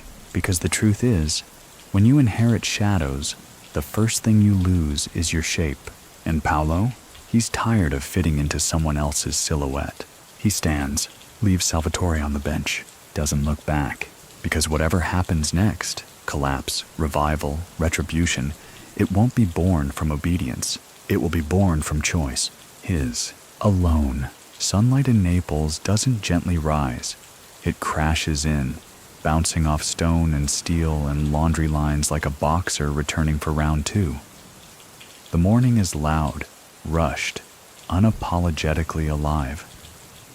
Children argue over soccer space between parked Vespas.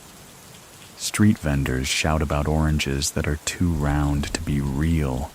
Somewhere, always, a dog is barking at absolutely nothing. Paolo Di Lauro walks through it all like a man in a quieter film. He's just handed his uncle the most dangerous drive in Europe and walked away without looking back. No threats, no promises, just silence. But silence in this world is never neutral. It's either the calm before a storm or the ghost of one already past. He stops at a street cafe, orders espresso without thinking. The barista nods like she's been waiting for him all morning. Maybe she has. This city has eyes. He takes the tiny cup outside and watches the street breathe. The burner buzzes. Unknown number. You're ready now. Final name, final place. Come alone. Attached, a photo, grainy, shot from above. A room with no windows, no furniture, just a steel chair. In the chair, Luca, alive, gray-bearded, thin, bound at the wrists, eyes closed. Behind him, a wall painted with a crude sigil, a circle with a slash through it. And beneath that, one word in black marker, finito. The location metadata is stripped. The sender, blank. But Paolo knows that sigil. He saw it once in his father's notes. In a page about Contingenza Zero, the fail-safe, a place outside all systems, buried, forgotten, used once, maybe twice. He remembers the map his father kept taped inside a hollowed-out copy of the Odyssey, a grid of Naples with concentric rings drawn in ink. There was a point on the third ring, beneath a meat-packing warehouse that burned down in 1995. No one ever rebuilt. Locals called it La Boca del Nulla, the mouth of nothing. Paolo finishes his espresso and doesn't pay. The old warehouse still stinks of ash, even after 30 years. Nature has tried to reclaim it. Vines on girders, grass sprouting between cracks. But the rot is deeper than roots. He steps over what used to be a loading dock, through a hole in the corrugated wall, and into the skeleton of a dead industry. There, beneath a collapsed freezer unit, is the hatch, still locked. But the key? His name. He scratches Paolo into the keypad. The light flashes once, then opens. The descent is steep, narrow, and wet. A forgotten maintenance tunnel leads into a room colder than it has any right to be. Steel walls, one camera, blinking red. And Luca, tied to the chair, not dead, not surprised, just disappointed. Took you long enough, he croaks. Paolo approaches slowly, staying just beyond reach. Luca's voice is raspy, dry. No threats, no guards, just a room and a question. What's the question? Do you kill the past, Luca says, or inherit it? Paolo doesn't answer. Luca smiles. You've seen Strega. You've heard the recordings. You think Karina betrayed you? No, Paolo says. I think she offered me the truth. Luca nods, slightly impressed. You're smarter than your father thought. That's not hard. They lock eyes. Something passes between them. Respect? Disgust? Something older. Why me? Paolo asks. Because you're the only one who doesn't want it. That makes you dangerous. Paolo circles behind him. There's a button upstairs. One press, and this room floods. Contingenza Zero. Your design. My insurance? Why not use it? Luca chuckles. I wanted to see if you'd come first. Paolo kneels in front of him now, face level. Give me a reason not to. Luca looks up at the ceiling, then says, because you still don't know what your father did in Berlin. Paolo freezes. Berlin? Luca nods. Everything you've seen so far, Strega, Karina, the ledgers, it's all the outer ring. The center? That was Berlin, 2006. One night, 3 names. Tell me. I'll do better, Luca says. I'll show you. He nods toward his pocket. Paolo reaches in, pulls out a flash drive. Unlabeled, scratched. Luca says, play that, and you'll understand who your father really was, and who you are. Paolo stands, tucks the drive into his jacket, then walks toward the hatch. Wait, Luca calls. You're just going to leave me here? Paolo turns just once. You built this room. You filled it with secrets. You chained yourself to history. Luca opens his mouth. Paolo cuts him off. I'm not that sentimental. He leaves, closes the hatch, doesn't flood the room, just locks it again. Back at the apartment, Paolo sits under the fan. The burner is silent. Karina hasn't called. Salvatore hasn't appeared. The city outside goes on selling fruit and lies. He plugs in the final flash drive, watches it load. A video opens. Grainy CCTV footage. A Berlin hotel hallway. 3 men enter. 2 of them are military. The third, his father, younger, confident. He shakes hands, passes a briefcase. The screen flickers. New angle. The same 3 men, now joined by a woman. Karina, younger, holding a syringe. The screen cuts to black. Then a still frame appears. A death certificate. German. Signed. Forged. Name redacted. Paolo stares. His hands don't tremble. His breath doesn't change. Because now finally he understands. The empire wasn't built on blood. It was built on deletion. Outside, a scooter idles at the corner. Topo is on it, not watching the road, watching his window. He dials. Yeah, he whispers. He's not moving. Good, a voice replies. Then he's thinking. Upstairs, Paolo does something he hasn't done in weeks. He writes, not on a phone, on paper, a list. 4 columns, 1 for Luca, 1 for Karina, 1 for his father, and 1 left blank. Then he titles the page, Next, because the future of this city won't be chosen in violence. It'll be chosen in sequence, in silence, and maybe, for the first time, by someone willing to ask what happens if you burn the throne and don't build another. The sky over Naples bleeds gold, thick and syrupy. The kind of morning that looks like it should smell like oranges and promises. But inside Paolo's apartment, the air is still and gray. The fan clicks lazily overhead. The page on the table, titled Next, remains untouched. The 4th column, blank, stares back at him like a dare. He's already listed Luca, Karina, his father, and that last column, it isn't for a name, it's for a decision. He stares at the page and knows, today, the city chooses. Or he does. The burner phone buzzes again. Unknown number, Berlin, 2006. The ledger began there, ended where it was born. Attached is a flight number, one way, Naples to Berlin, departing in 4 hours.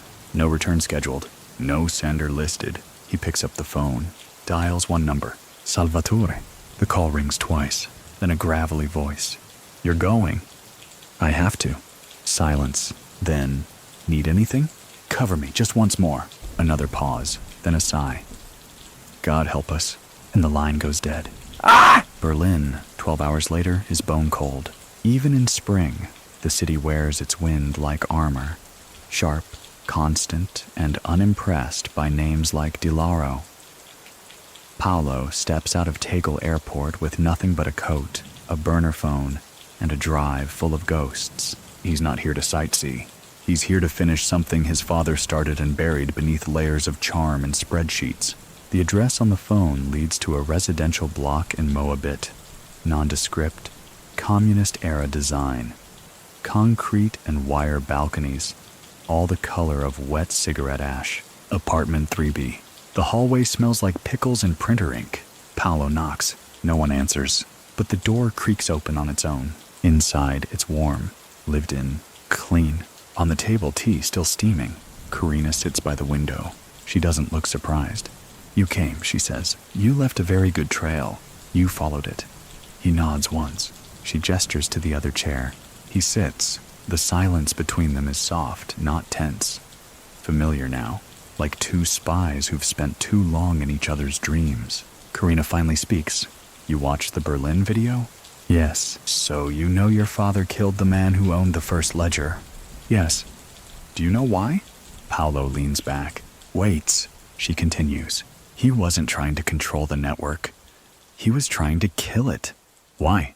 Because he saw what it could become and feared it. She pauses, takes a breath. Then Luca rebuilt it. Paolo nods. With you. No, around me. A small but critical distinction. Karina stands, walks to the shelf, pulls out a thick binder. Old, worn, wrapped in elastic string. She sets it on the table. Everything. Names, transfers, codes. From Naples to the Balkans to DC. Paolo doesn't touch it. Why me? Because everyone else is dead, she says. And because I don't want to lead a strange confession. Then why protect it? She looks out the window. The wind whistles against the glass like a quiet warning. Because it's more than a network. It's an idea. About how power moves without being seen. Your father understood that. But he couldn't live in its shadow. He needed to own it. And me? Karina turns to face him. You haven't made up your mind yet. And she's right. He hasn't. But he's close. Later that night, they walk along the spree, past couples laughing too loud and street musicians pretending they don't see each other. The water reflects a broken version of the city, ripples bending lights into something almost holy. Paolo speaks. If I walk away, burn the ledger, vanish, what happens? Karina doesn't stop walking. Someone else picks it up. And if I keep it, you become what your father feared. They stop at a small bridge. Graffiti lines the railings. Anarchist tags, band names. One line that reads, "History is a mouthful of teeth and forgetting." Paolo asks her something simple. Is Luca alive? Karina doesn't lie. Yes. Where? Everywhere and nowhere. He's the system now, watching, waiting. So why give me the kill switch? She doesn't answer, because she doesn't know. Or maybe she does and can't say it. He returns to the apartment, alone, sits across from the binder, still unopened. The fan in the corner hums like an old radio picking up dead stations. He opens the first page and begins reading. It's worse than he thought. Money trails that loop through disaster zones, politicians listed as assets, entire regions flagged not by name, but by resource. Cobalt, lithium, organ flow. The ledger isn't just a record, it's a manual. And Naples? It was only the origin test. He closes the binder. Burner phone buzzes. No message, just an image. A silhouette in a chair. Luca? Or a recording? Hard to say. Text overlay. This isn't a threat, this is a mirror. He deletes it, stares at the wall, then opens the drawer beside the nightstand. Takes out the flash drive labeled Strega, activate, stares at it, and wonders if he still has time to become something else. Not an heir, not a destroyer, just a witness. Back in Naples, Salvatore receives a package. No return address. Inside, a single sheet of paper, a name scratched at the top. Karina Veselov, and beneath it a question. Would you follow her or bury her? Salvatore folds the note and begins packing, because Paolo may be choosing his future. But the past always follows, especially in cities like Naples, where the shadows keep perfect time. Rain follows Paolo back to Naples. It arrives before his plane lands, thin and slow, the kind that doesn't cleanse so much as accumulate. It pools and cracks along the runway, clings to the edges of car windows, seeps into coat linings. The city wears it like penance as he steps off the plane. The sky is bruised. Airport staff shuffle through puddles without urgency. Nothing about the landing feels dramatic, but Paolo knows better. He's not returning from a trip. He's re-entering orbit, and everyone's watching. By the time he arrives at the apartment, his phone has buzzed 4 times, 3 different numbers, all unlisted, all leaving nothing. But the 4th? Salvatore. You opened the binder. Paolo doesn't reply, because he didn't just open the binder. He memorized it, and now it lives behind his eyes, twitching awake with every blink. The names, the transfers, the way power traveled in silence, mapped by currency and compromise. But what stays with him most is the way the documents spoke of people, not as humans, as assets. convert, expendable, reactive risk, low. He remembers one file dated 2008. His mother, tagged only as collateral disclosure A7. No elaboration, just a line. His hand tightens around the doorknob, then relaxes. He pushes into the apartment. The fan clicks lazily, still pretending to matter.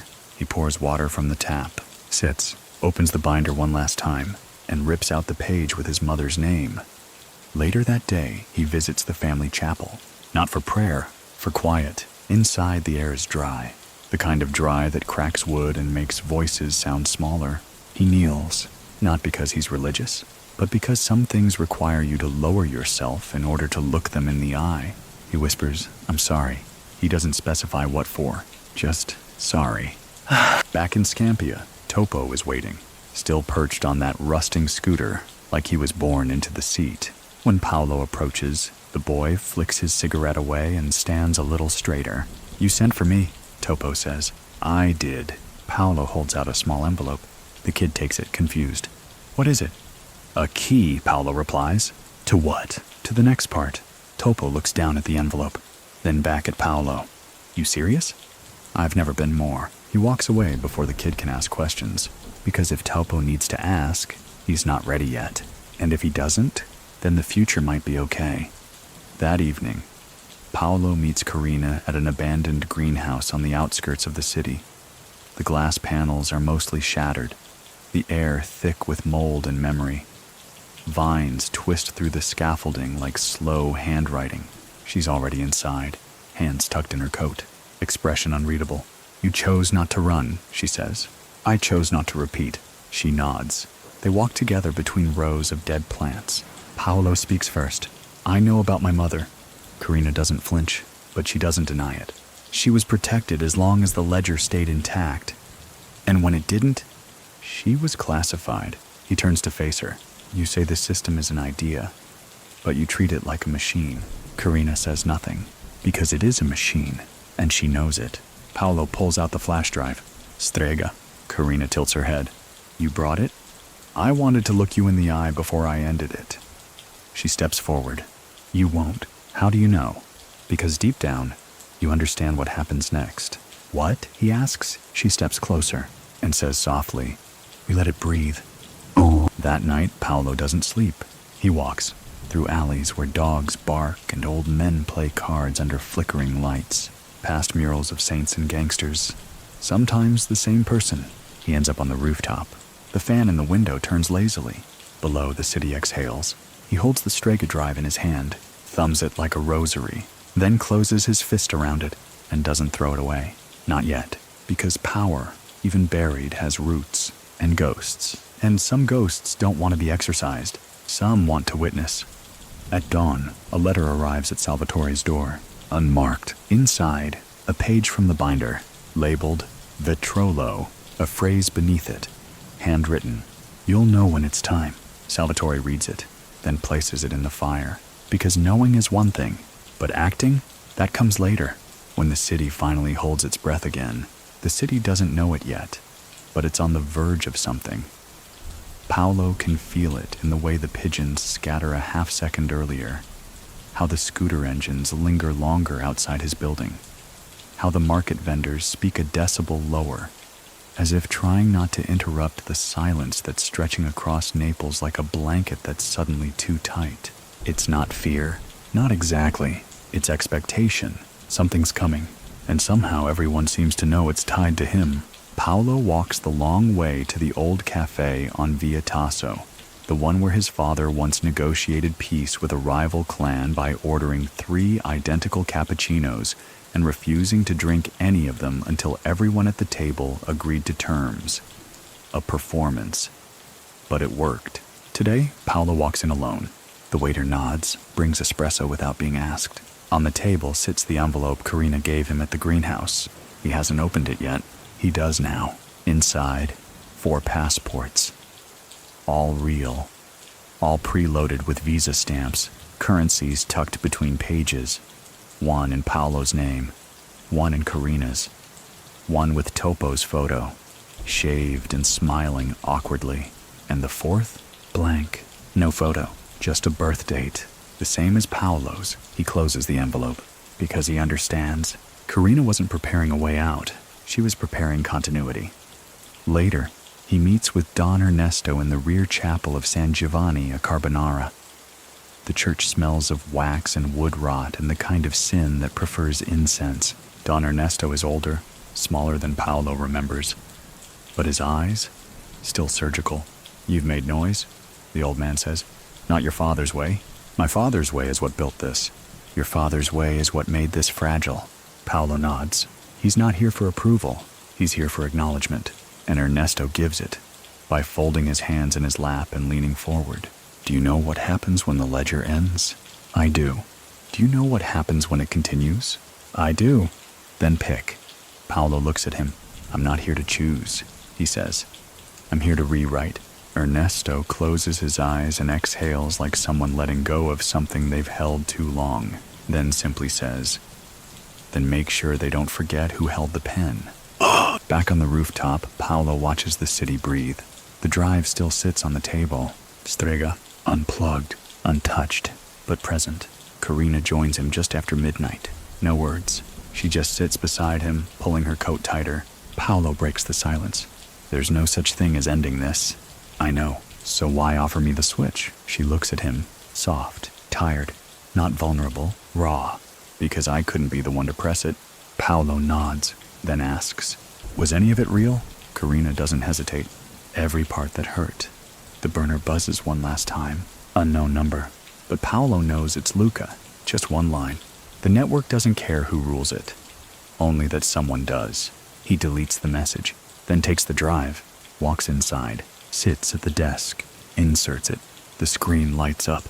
Strega protocol, final activation, awaiting command. He places his hand on the mouse and waits. Lets the silence stretch. Longer, until it stops feeling like absence and starts to feel like presence. The room fades behind his eyelids. He exhales and finally doesn't press anything. He removes the drive, tucks it away. Some power is safest when never used. Some legacies are loudest when whispered. Some kings don't need thrones. They just need rooms no one watches. In the final hours before dawn, Paolo walks the shoreline. No guards, no briefcases, no threats. Just a man in a city that may never thank him but will never forget him either. The ledger remains unwritten, the network untouched, the silence intact. He breathes, and Naples breathes with him. At sunrise, Paolo walks through Rione Sanità like a man walking through a dream he once had as a boy. The streets are alive in that stubborn Neapolitan way. Vendors setting up, old women watering plants that don't need water, and children playing soccer with a deflated ball. The noise is comforting, predictable, but Paolo's mind is somewhere else. He still carries the Strega drive in his coat pocket, not because he needs it today, but because he needs to remember what it could do, what it almost became. Karina is already waiting at the old cemetery. Not inside, on top. She sits on the roof of a crumbling ossuary, legs crossed, looking out at the city as if it were a chessboard. And she's just now realizing how long it's been playing itself. "You didn't destroy it," she says as Paolo approaches. "I didn't use it either." "Good. You're starting to understand the real game."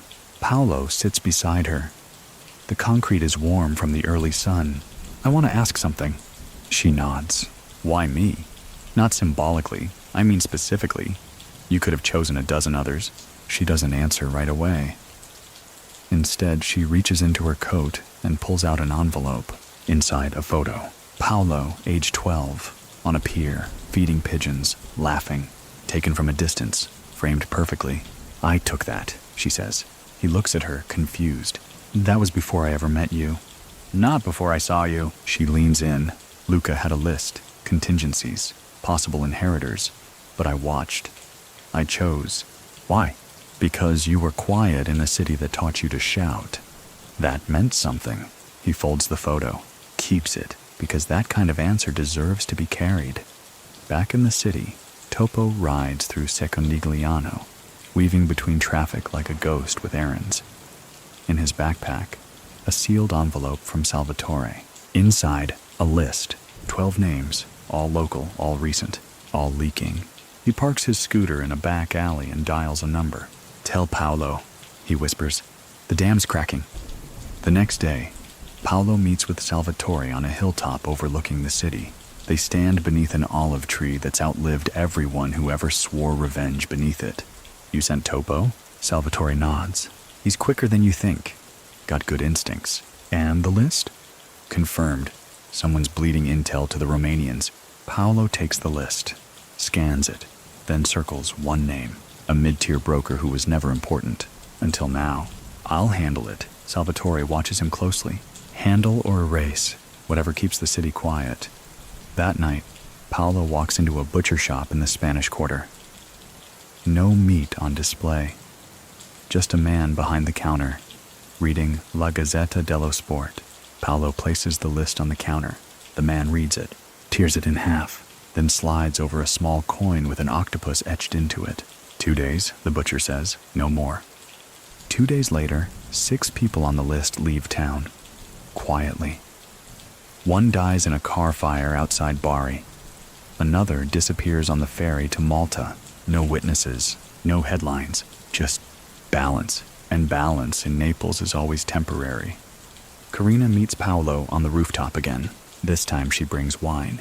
She pours 2 glasses. They drink in silence. Finally she says, "You're ready for Berlin." "I've already been to Berlin." "No," she corrects. "You went to the city. I'm talking about the program." He frowns. She continues. "Strega was the network kill switch. Berlin was the birthplace of override, the tool that lets someone rewrite the entire structure, not destroy it. The true succession mechanism." He doesn't speak. She sips her wine. "Your father found it, then buried it." "Where?" "Where else?" she says. "In himself." A pause, and then Paolo understands. Strega wasn't the final layer. It was the last visible one. Beneath it, something deeper, and the only key was locked inside the mind of a man already dead, unless someone copied it. That night, Paolo returns home, opens his father's study. For the first time in weeks, he pulls down the hollowed-out copy of the Odyssey. Inside, notes, not ledger entries, but questions. What makes power legitimate? When do we exchange obedience for permission? Who records the recorders? Philosophy, but written like instructions. And beneath the final page, a flashcard, labeled override or a Palermo code variant. He plugs it in, and the screen doesn't ask for a password. It simply says, "You are Paolo, continue?" He clicks yes, and everything begins again. At 4:03 a.m., Paolo sits in the quietest place left in Naples, a server vault built beneath an old metro stop, once wired for the city's digital backbone, now abandoned and known only to 2 people. One is Paolo, the other is missing, presumed vanished, and probably watching from somewhere colder. The terminal glows dimly in front of him. The flashcard labeled Override Palermo Code Variant has unlocked a program unlike anything he's seen. It doesn't look like an interface. It looks like a language. Not menus, not files, just scripts, commands written like prayers. The screen scrolls with entries. Structure, Geneva Archive, Protocol, Lumen Paris, Orphic, Operator, Ventricle, Paolino. His name appears only once, tagged to a fragment of a string labeled Redacted Inheritor, Clean. He exhales slowly. This is no ledger. This is the engine behind the ledger. It doesn't control power. It predicts it, anticipates territory shifts, maps financial destabilization patterns based on weather, ports, and narcotic seizure percentages. This is not a mafia tool. This is a sovereignty calculator, and his father helped build it, then erased his part, then buried the key in Paolo. He kills the screen, removes the flashcard, wipes the terminal, walks out before the city can notice him leaving. Some rooms don't echo until long after you've left. That afternoon, he meets Karina beneath the overpass at Miano. She's leaning against a mural of a forgotten singer, sunglasses low, hair tucked behind her ears. He hands her the flashcard. Destroy it. She holds it like a matchbox. You sure? Yes. You just walked out of the deepest tunnel in this world, and you want to burn the map? No, Paolo says. I want to make sure no one else follows it. Karina hesitates, then smiles faintly. Paolo Di Lauro, the only man who was handed the knife and asked who we're protecting from it. She pockets the drive. He walks away. He doesn't look back. She doesn't stop him. Back in Scampia, Topo waits outside the butcher's shop, this time with an envelope he prepared. When Paolo arrives, the kid stands, unusually stiff. I made something, he says. Paolo takes the envelope, opens it. Inside, a hand-drawn map of Naples with dots, tags, and coded routes. Your roots, Topo explains. From the scooter cruise.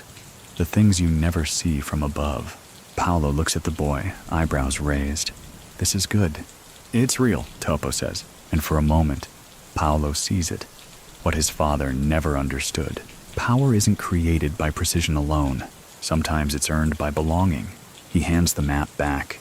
You're in. Topo beams.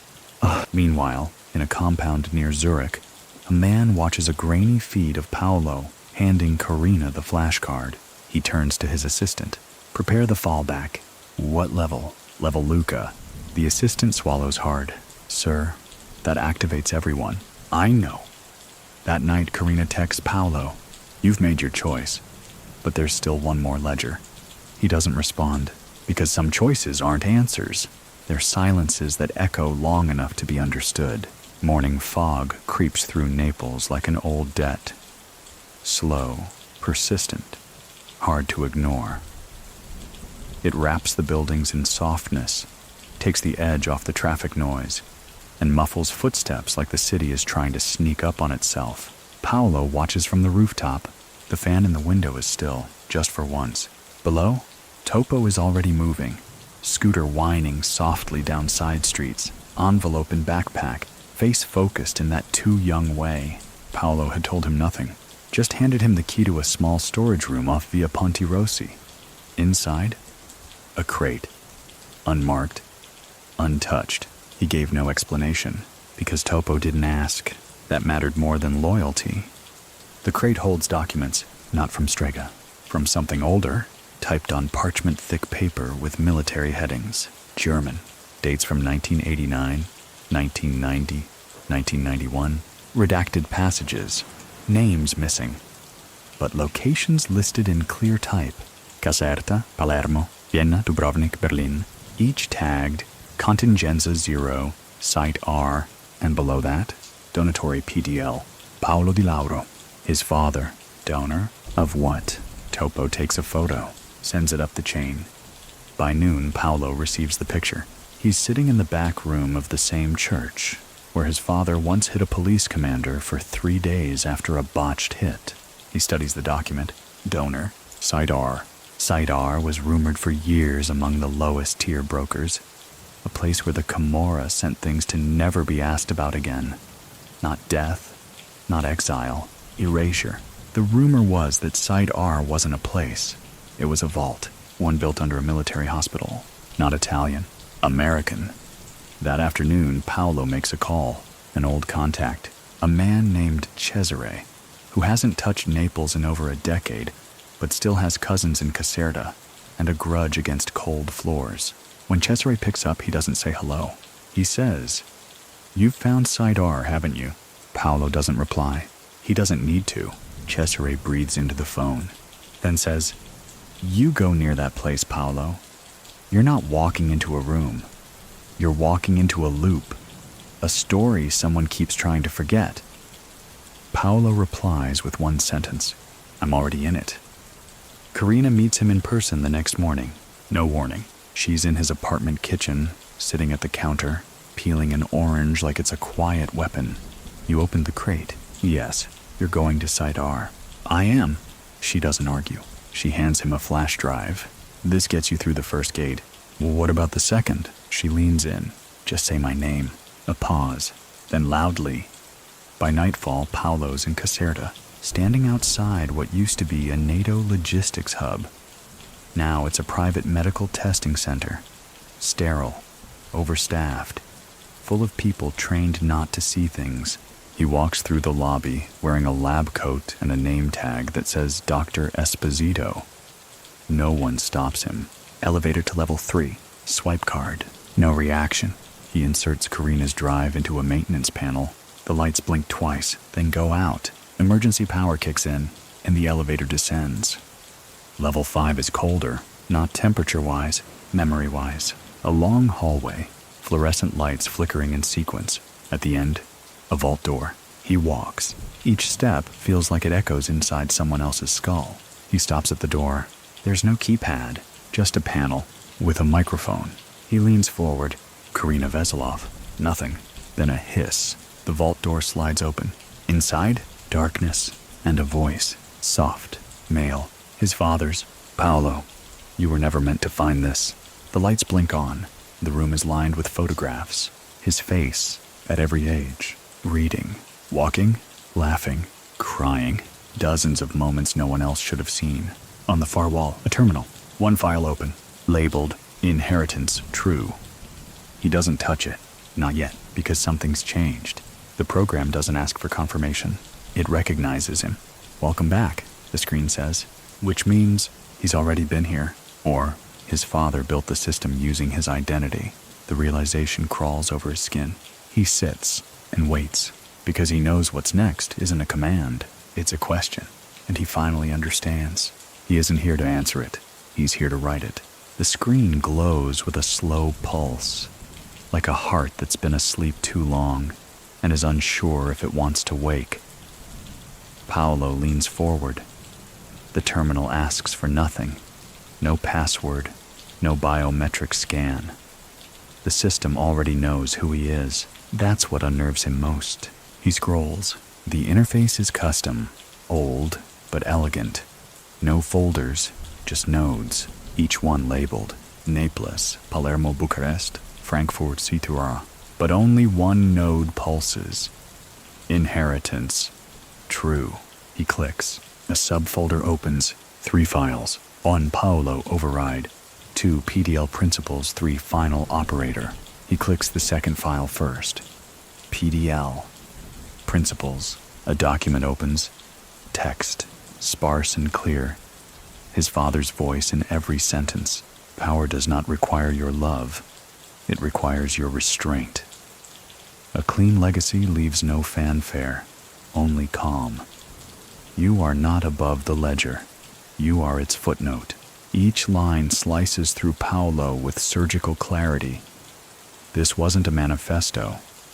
It was a manual, and it wasn't written for Paolo. It was written about him. He clicks the first file next. Paolo, override. A single paragraph. If he survives Palermo, if he rejects the ledger and does not seek the throne, then grant him access to rewriter protocol. He is not the heir. He is the reset. The cursor blinks at the end like it's daring him to argue. He leans back, eyes on the ceiling of the vault. If what he's reading is true, his father hadn't prepared him to inherit power. He'd prepared him to end it, not destroy it, not abandon it, but overwrite it, quietly, without war, without fire, like a racing pencil lead with a steady thumb. He clicks the final file, final operator. It opens a video, black and white, grainy. His father, seated in this very room, older, not long before prison, looking directly into the camera. If you're here, Paolo, then I failed. A pause, a long one. Then, but maybe that's exactly what I needed to do. He smiles, right, familiar. The system will always survive its operator, unless the operator rewrites the need for the system itself. Another pause. Then, you are not my echo. You are my correction. The video ends. The terminal goes dark, and Paolo, for once, feels something unfamiliar. Not power, not vengeance, just permission. Hours later, Paolo stands above ground again, outside the medical compound. Sunrise paints the Caserta sky like spilled wine. Karina is waiting by a rental car. She holds no phone. She doesn't smile, just nods. You found it, she says. Yes. You rewrote it? No. Pause. She nods again, accepting. Will you? Paolo answers. Not until I understand what comes after. Then you're already different. Back in Naples, Topo distributes new envelopes to his crew.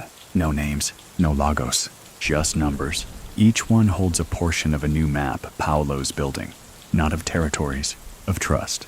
And trust in this city is more dangerous than turf. It lasts longer and costs more when it breaks. Paolo meets Salvatore one final time. They sit in a quiet cafe near Piazza Dante, the kind with white lace curtains and coffee served with a knowing glance. I know what my father built, Paolo says. Salvatore sips his coffee. I know what he feared, Paolo continues. Salvatore places a folded note on the table. I kept this, he says, from the day he was arrested. Paolo opens it. 4 words. End it, but gently. No signature, no explanation. Just that. A breath leaves Paolo's chest like steam. Salvatore asks, what happens now? Paolo stares out the window. Children pass with balloons. A priest jogs with a florist. Life continues. Now, Paolo says, nothing. Salvatore blinks. Nothing? Paolo nods. We let it sleep. And for the first time since the city whispered his name, he means it. Naples holds its breath for a week. No fires, no drive-bys, no bodies found in stairwells or alleys named after saints. The newspapers shift back to covering traffic fatalities and local football. Even the gossip slows. It's not peace, it's balance, a rare, fragile kind. And it's terrifying, because everyone who's been in this long enough knows. When the city gets this quiet, it means something heavy is being lifted, or something heavier is about to fall. Paolo watches the quiet like a surgeon monitors post-op silence. Carefully, expectantly, not entirely trusting it. He spends his mornings walking the grid. No driver, no security, no fanfare, just sneakers on pavement, a coat zipped up against the mistrust of his own name. He checks in on the butcher, the kid running numbers from the phone shop, a widow in Forcella, whose husband once carried the professor's briefcases and never opened them. He's not asking for loyalty. He's checking for stillness. So far it holds. Karina's left Naples. No goodbye. Just a small note taped to the inside of his fridge. You did what I couldn't. That's what made it real. She leaves behind a burner phone with one number saved in it, labeled simply, if. He hasn't called it. But he hasn't thrown it away either. That tells him everything. Topo's network is growing. Not with soldiers, with runners, couriers, observers, smart kids with helmets and unassuming roots. Kids who know the city better than Google Maps ever could. They don't carry weapons. They carry messages, real ones, handwritten, burned after reading. He meets them in a retired school bus on blocks. They call it the new parliament. They joke, but only halfway. One evening, Paolo finds a package at his apartment door, wrapped in brown paper. Inside, a cassette tape and a photo. The photo is recent. Luca, alive, sitting in a garden somewhere warm. A newspaper beside him. Date circled, today. The note taped to the photo says, the ledger sleeps, but the architect never does. The tape? Unlabeled. He finds a cassette player in the attic. Presses play. Luca's voice, thinner now, older. You didn't press the button, good. But you didn't destroy it either. Better. He continues. You rewrote nothing, but you walked differently. And that's what changes the shape of walls. A long pause. Then, do you want to know what happens next? Click. End of tape. That night, Paolo doesn't sleep. Not because he's afraid. Because he's curious. At dawn, he walks to the waterfront. No entourage, no burner. Just a folded map in his pocket. And the memory of a voice that keeps echoing in strange corners. He watches the sun rise over the harbor. A fishing boat pulls in. No one waves, but someone watches him. Always. He lights a cigarette he doesn't plan to smoke, lets it burn down in his fingers, tosses it, and then just once whispers to the sea. Not yet, because some endings require patience. And this city, this network, this web of ledger ghosts and whispered names deserves more than fire or silence. It deserves pause, a deep one. The kind you take before speaking a word that might never be undone. In the distance, a child tosses breadcrumbs into the water. The pigeons come slowly, cautiously. Then all at once, like trust, spring rolls in without permission. It doesn't knock, doesn't announce itself. It just unfolds across Naples like a slow grin. the kind that rises in corners and reaches eyes last. The rain stops, the citrus trees bloom again, and the shadows, they don't disappear. They simply take on new shapes. Paolo wakes to the sound of mopeds and morning radio. He doesn't check his phone. Doesn't need to. Because these days, no message is the message, and quiet means the machine is still working, or sleeping. He eats breakfast on the balcony. Coffee, stale bread, a soft boiled egg cracked gently against ceramic. He eats like someone who doesn't plan to leave today, but his mind is already walking elsewhere. The map Karina left behind, the real one, the one not made of paper, wasn't a list of places. It was a network of choices, and each dot she marked was a point where someone before him had chosen. Kill or trust, vanish or appear, press or hold. He traces those dots with his fingers now. They've become habit, markers of when legacy split, and he knows that somewhere soon, a new dot will be made, with his name beneath it. He just doesn't know where, not yet. In the courtyard below, Topo trains 2 new runners. One's a girl no older than 13. The other's a boy with a limp that makes him faster, not slower, because he knows where to cheat the route. Paolo watches from above. They don't look up. He prefers it that way. Later that day, Salvatore shows up unannounced. No knock, just a heavy breath from behind the kitchen screen. "You've got company," he says. Paolo turns. "Trouble?" "No, something older." That's not what Paolo wants to hear, but it's what he expected. The company is a woman in her 70s. Sharp eyes, no makeup, no name offered. She sits in Paolo's kitchen like she used to own it, and maybe she did in another version of the city. She hands him a small wooden box. Inside, a brooch, gold, shaped like a lion's eye. He recognizes it immediately. It belonged to his grandmother. The old woman speaks. He gave this to her when they married, when he swore he'd never build what he built. "Who are you?" "Someone who watched it happen, who warned him, who warned your mother." Paolo closes the box. "What do you want?" "Nothing," she says. "I just came to return what never should have been taken." Then she leaves. No further words, just silence trailing behind her like perfume. He holds the brooch for a long time, not like an heirloom, like an apology, because he knows now what began before him doesn't have to end with him, but it can be set down, gently, like memory. That night, he walks the city alone. He passes a street violinist playing a lullaby no one's paid for. A fruit vendor closes late, humming a song his father once whistled through gritted teeth. A police officer lights a cigarette near a corner Paolo used to avoid, and none of them look at him. They let him pass. That's the real currency now. Not fear, not reverence, permission. On the way home, he pauses at a shuttered storefront. The sign above it cracked, the window taped, but the smell of old printer ink and copper wiring still lingers. This used to be the signal room, the place the first messages came from. He closes his eyes and listens, but the wires don't hum anymore. That silence, it belongs to him now, and he has no intention of waking it. Not tonight, maybe not ever. Naples exhales in long, lazy pulses. It's not peace exactly, but it's something that hums in the bones. A rhythm that says, "We survived another season. Let's not ask how." Paolo sits on a bench near Piazza Bellini, where the ancient ruins still lie half-buried beneath the glass. Tourists lean in. Locals walk past without glancing. Time folds here.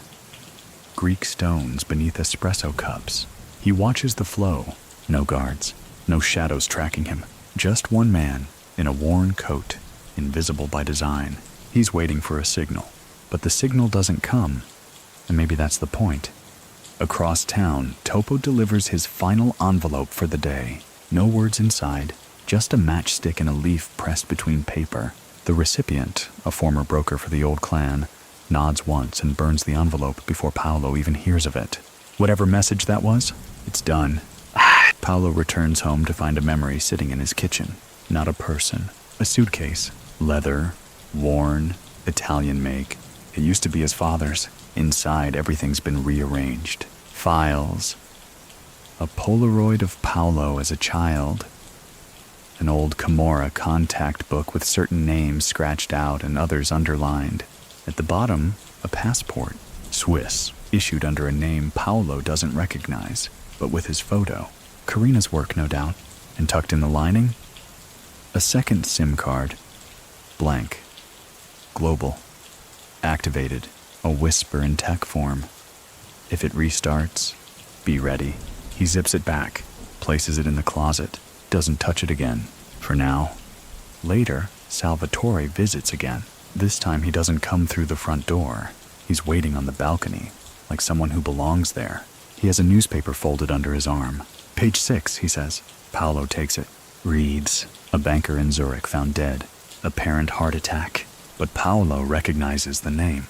One of the original signalers. A man who'd once helped his father launder through fake charities tied to post-Soviet orphanages. Coincidence? Paolo asks. Salvatore just shrugs. Coincidence doesn't book first-class travel and pay for dinner with bearer bonds. Paolo sets the paper down. So it's starting again. No, Salvatore says quietly. It's never stopped. At midnight, Paolo walks alone to the old rail yard. It's been decommissioned for years. No trains. Just the ghosts of arrivals that never finished boarding. There he finds a man waiting, middle-aged, crisp suit, eyes like glass left in a freezer. He speaks first. We had hoped you'd activate. I didn't. You chose not to. That's different. Paolo tilts his head. I suppose you're here to convince me otherwise. No, the man says. I'm here to offer a deal. He hands Paolo a card. Black. No numbers. No name. Just a date. October 12th. And a word. Verena. Paolo flips it over. Blank. The man walks off. Disappears between shadows and old rail cars. At home, Paolo burns the card. Not because he's refusing. Because sometimes refusal needs to be seen. Even when you're still thinking. Even when a part of you wonders what waits by that lake in October. The next morning, he calls Karina. She doesn't answer, but a text arrives 30 minutes later. I saw the obituary. Good. Stay quiet. And below that, Topo is ready. Don't waste him. He smiles. She always knew how to wrap a thread in a compliment. Days pass, slow like syrup over marble. Paolo keeps moving. Never far. Never in straight lines. He lets people see him in churches, on trams, on balconies with books. He lets the city forget what it feared, because the real victory isn't the silence. It's what you choose to protect with it. The city no longer flinches when it hears his name. That, Paolo thinks, is either a gift or a warning, because Naples is not a place where names fade naturally. They're passed down, etched into walls, whispered in courtyards and courtrooms alike. To vanish from that echo means one of two things. You died, or you learned to walk so softly that even the walls forgot. Paolo walks softly now. Every choice is measured, every step paced. He's not hiding. He's studying the silence, keeping it upright like an artifact balanced on a wire. Topo brings him a notebook one morning. Graph paper, pencil lines, coffee stains on the corner. Inside, a flowchart. It's not of territories. It's of trust fractures. Every neighborhood marked not by its muscle, but by its hesitations. Places where messages got delayed. Places where couriers stopped too long. Where widows asked questions. Where policemen looked the other way too easily. Paolo flips through it slowly. Topo stands by, nervous. This is good, Paolo finally says. Then, without looking up, you're not my errand boy anymore. Topo freezes. You're building something. I just hadn't admitted it. The boy says nothing, but Paolo sees the flicker in his shoulders. That quick, quiet joy only someone from the back streets knows how to bury. Elsewhere, a courier stumbles. Not physically. He slips up in discretion. Mentions a drop location too loud at a backroom bar in San Ita. 2 days later, the drop is raided. No arrests, just missing. Paolo gets the call at 3 a.m. He doesn't react, just folds the message into his coat and steps out into the night. In the alley behind the bar, he finds an old contact waiting. A saxophone player who used to code smuggling routes into sheet music. The man lights a cigarette. They're watching the north again. Who? Hard to say, but it ain't us. Paolo nods. Time to move the lines. At sunrise, he convenes the runners. Not in a bunker, not in a villa. On the rooftop of an abandoned school. The skyline open, the wind sharp. He lays the map down, points to the northern grid. We pull it in, he says. Consolidate. One heartbeat. No noise. A girl with short braids raises a hand. What if they're baiting us? What if pulling in makes us obvious? Paolo smiles. I'm counting on it. That night, 2 dummy drops are staged. One in Miano, one near the train depot. Empty boxes, fake seals. 2 men follow them. Both disappear. Not killed. Just disoriented. Stranded in neighborhoods where no one answers the door. Where every window holds a curtain half lifted. They leave Naples by morning, and the message spreads. It's not asleep, it's watching. Oh, back at his apartment, Paolo finds another note. No envelope. Just 3 words scrawled in blue pen. Your bleeding legacy. It's unsigned, but the handwriting is unmistakably Luca's. It's not a threat. It's a compliment.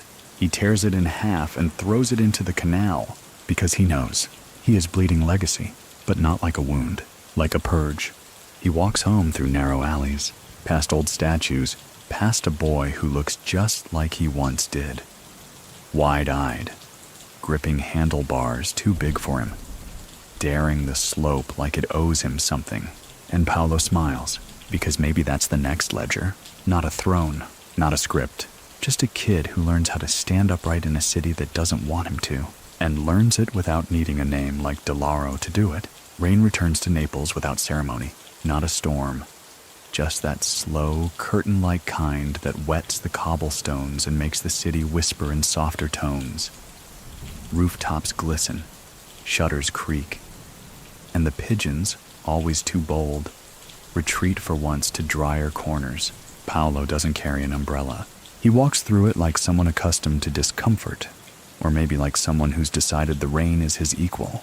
This morning, he's headed not to a meeting, not to a drop, but to an archive. The municipal one, where memories go to get categorized or forgotten. Inside, it still smells like old paper and damp brick. He shows no ID.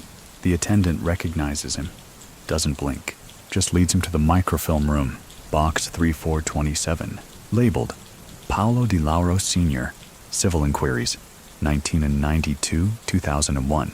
Most of it is redacted, but tucked between form letters and bureaucratic dust is something curious. A school petition, 6 pages long, signed by parents, asking to remove a boy named Paolo Jr from a public school due to behavioral unpredictability and influence of the father's reputation. Dated 1995, he was 11. He runs his fingers down the page. One name he remembers, Francesca Bellini. Her mother ran a candy shop. She'd once given him a jawbreaker and said, "You look like someone who chews problems, not candy." He hadn't known what it meant. Now he does.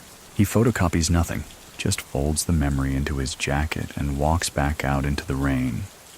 That evening, Topo calls. Someone tagged the Di Lauro name on a wall in red paint, not in hate. In tribute, underneath a phrase, "The silent lineage lives. It's stylized, fresh, and it's dangerous because it hints at revival, at myth." And Paolo doesn't want a myth. He wants a quiet city. So he calls in an old favor, a street artist named Lena, who once painted over gang symbols in exchange for protection no one admitted to. He meets her at 2 a.m., hands her a fresh can of gray paint. She asks no questions, just nods, smiles, and says, "They always come back. The trick is making sure the walls don't let them stick." 3 nights later, a package arrives. No return address. Inside an original ledger page. Camorra transactions from 1998. Clear handwriting. One entry highlighted. Investment, Safe House Construction, SR, East Vienna. Amount, 2M CHF. Initial, PDL. SAR, Site R. Again, the vault wasn't just a secret. It was an export. And now, someone wants Paolo to know it's not dormant. He burns the page in his sink. Calls no one. Just marks a dot on a new version of his map, right over Vienna. Karina sends a voice note the next morning. No greeting. Just, I saw the ledger entry. A pause. Then, Vienna's not viable. Too many players. Stay local. Stay out. He doesn't reply, but she knows what silence from him means. It's not agreement. It's movement.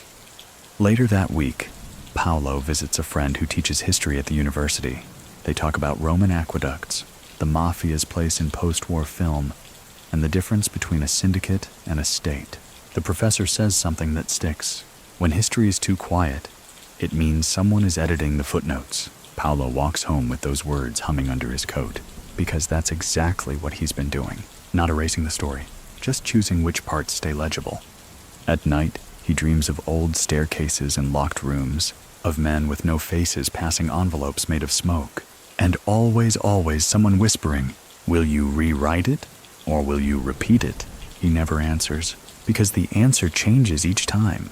The morning arrives not with clarity, but with fog. Naples shrouded in silver. Buildings softened, details blurred. It's the kind of day where people speak more quietly, as if afraid the mist might overhear. Paolo likes days like this. They make decisions easier.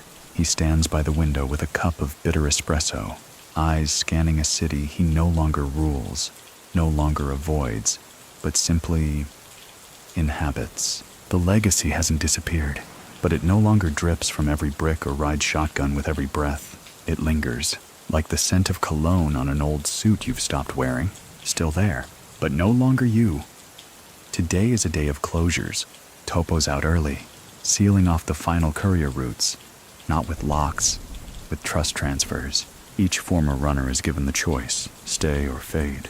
Most fade. That's what Paolo hoped for, because a quiet system isn't one that survives forever.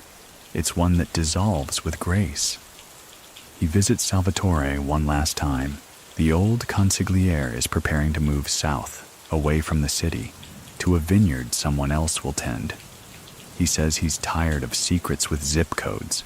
They sit on the balcony, sharing a bottle of wine too old for its label, and a silence too comfortable for explanation. Salvatore raises a glass. To the ledger. Paolo raises his. To its sleep. They clink. No further words. They've said enough across too many years. That afternoon, Paolo walks alone along Via Toledo. No disguise. Just a man in a jacket carrying no signal, no protection. He pauses at a shop window. A typewriter on display. Old, cream-colored. Keys slightly rusted. He steps inside. The shopkeeper doesn't recognize him, just smiles politely as Paolo pays in cash and asks for it to be wrapped. Back home, he places the typewriter on a small desk by the window, loads the ribbon, feeds in a blank page, and just stares. The city hums below. Children shout. A bus stalls. The espresso machine down the block hisses its usual sigh. Everything normal. Everything earned. He types the first words. There was a man who walked gently, then pauses. Backspaces once, then again. He removes the paper entirely, decides he'll write it later, because sometimes the best stories aren't for telling. They're for living quietly, until they no longer need to be remembered. That night, he lights a single candle in the living room. No fan, no noise, just the soft, steady beat of a heart that no longer belongs to the ledger. It belongs to him, and to the stillness he chose, and chooses again, every day. Because walking away isn't weakness. It's power, rewired. It's fear, folded. It's love, in a city that never learned to say the word, still finding ways to show it. And in that candlelight, in that hum, Paolo Di Lauro Jr. becomes what his father never could. The quiet man the city doesn't need to fear, only to remember, once in a while, with a smile and a sigh, and then to sleep. So, wherever you're listening from, be it a dark room in New Jersey, a rainy window in Manchester, or a quiet alley cafe in Saigon, let yourself ease into the hush Paolo built. Close your eyes. Let the noise of Naples fade into the soft steps of a man who chose something radical in a world of weapons and whispers. Restraint. Imagine the candlelight flickering on that desk. the typewriter untouched, the air still as the sea before a storm that never comes. Picture the boy who once carried a name like a curse, setting it down like a coat too heavy for the sun that finally broke through the clouds. The city breathes around him, not holding its breath anymore, just existing, gentle, calm, like you, right now. Maybe you've got headphones in, or maybe your room's gone quiet. Maybe your breathing's slowed. Maybe, just maybe, you forgot, for a moment, why today was heavy. That's the gift of stories like this. They give you someone else's ghosts to walk with, so yours can take the night off. So let your worries drift like that fog over Naples. Let your muscles loosen, your eyelids lower. There's nothing left to chase tonight. Only stillness, only breath, only you, held softly in the quiet that follows a story done right. Sleep well, dream softer. I'll see you in the next one.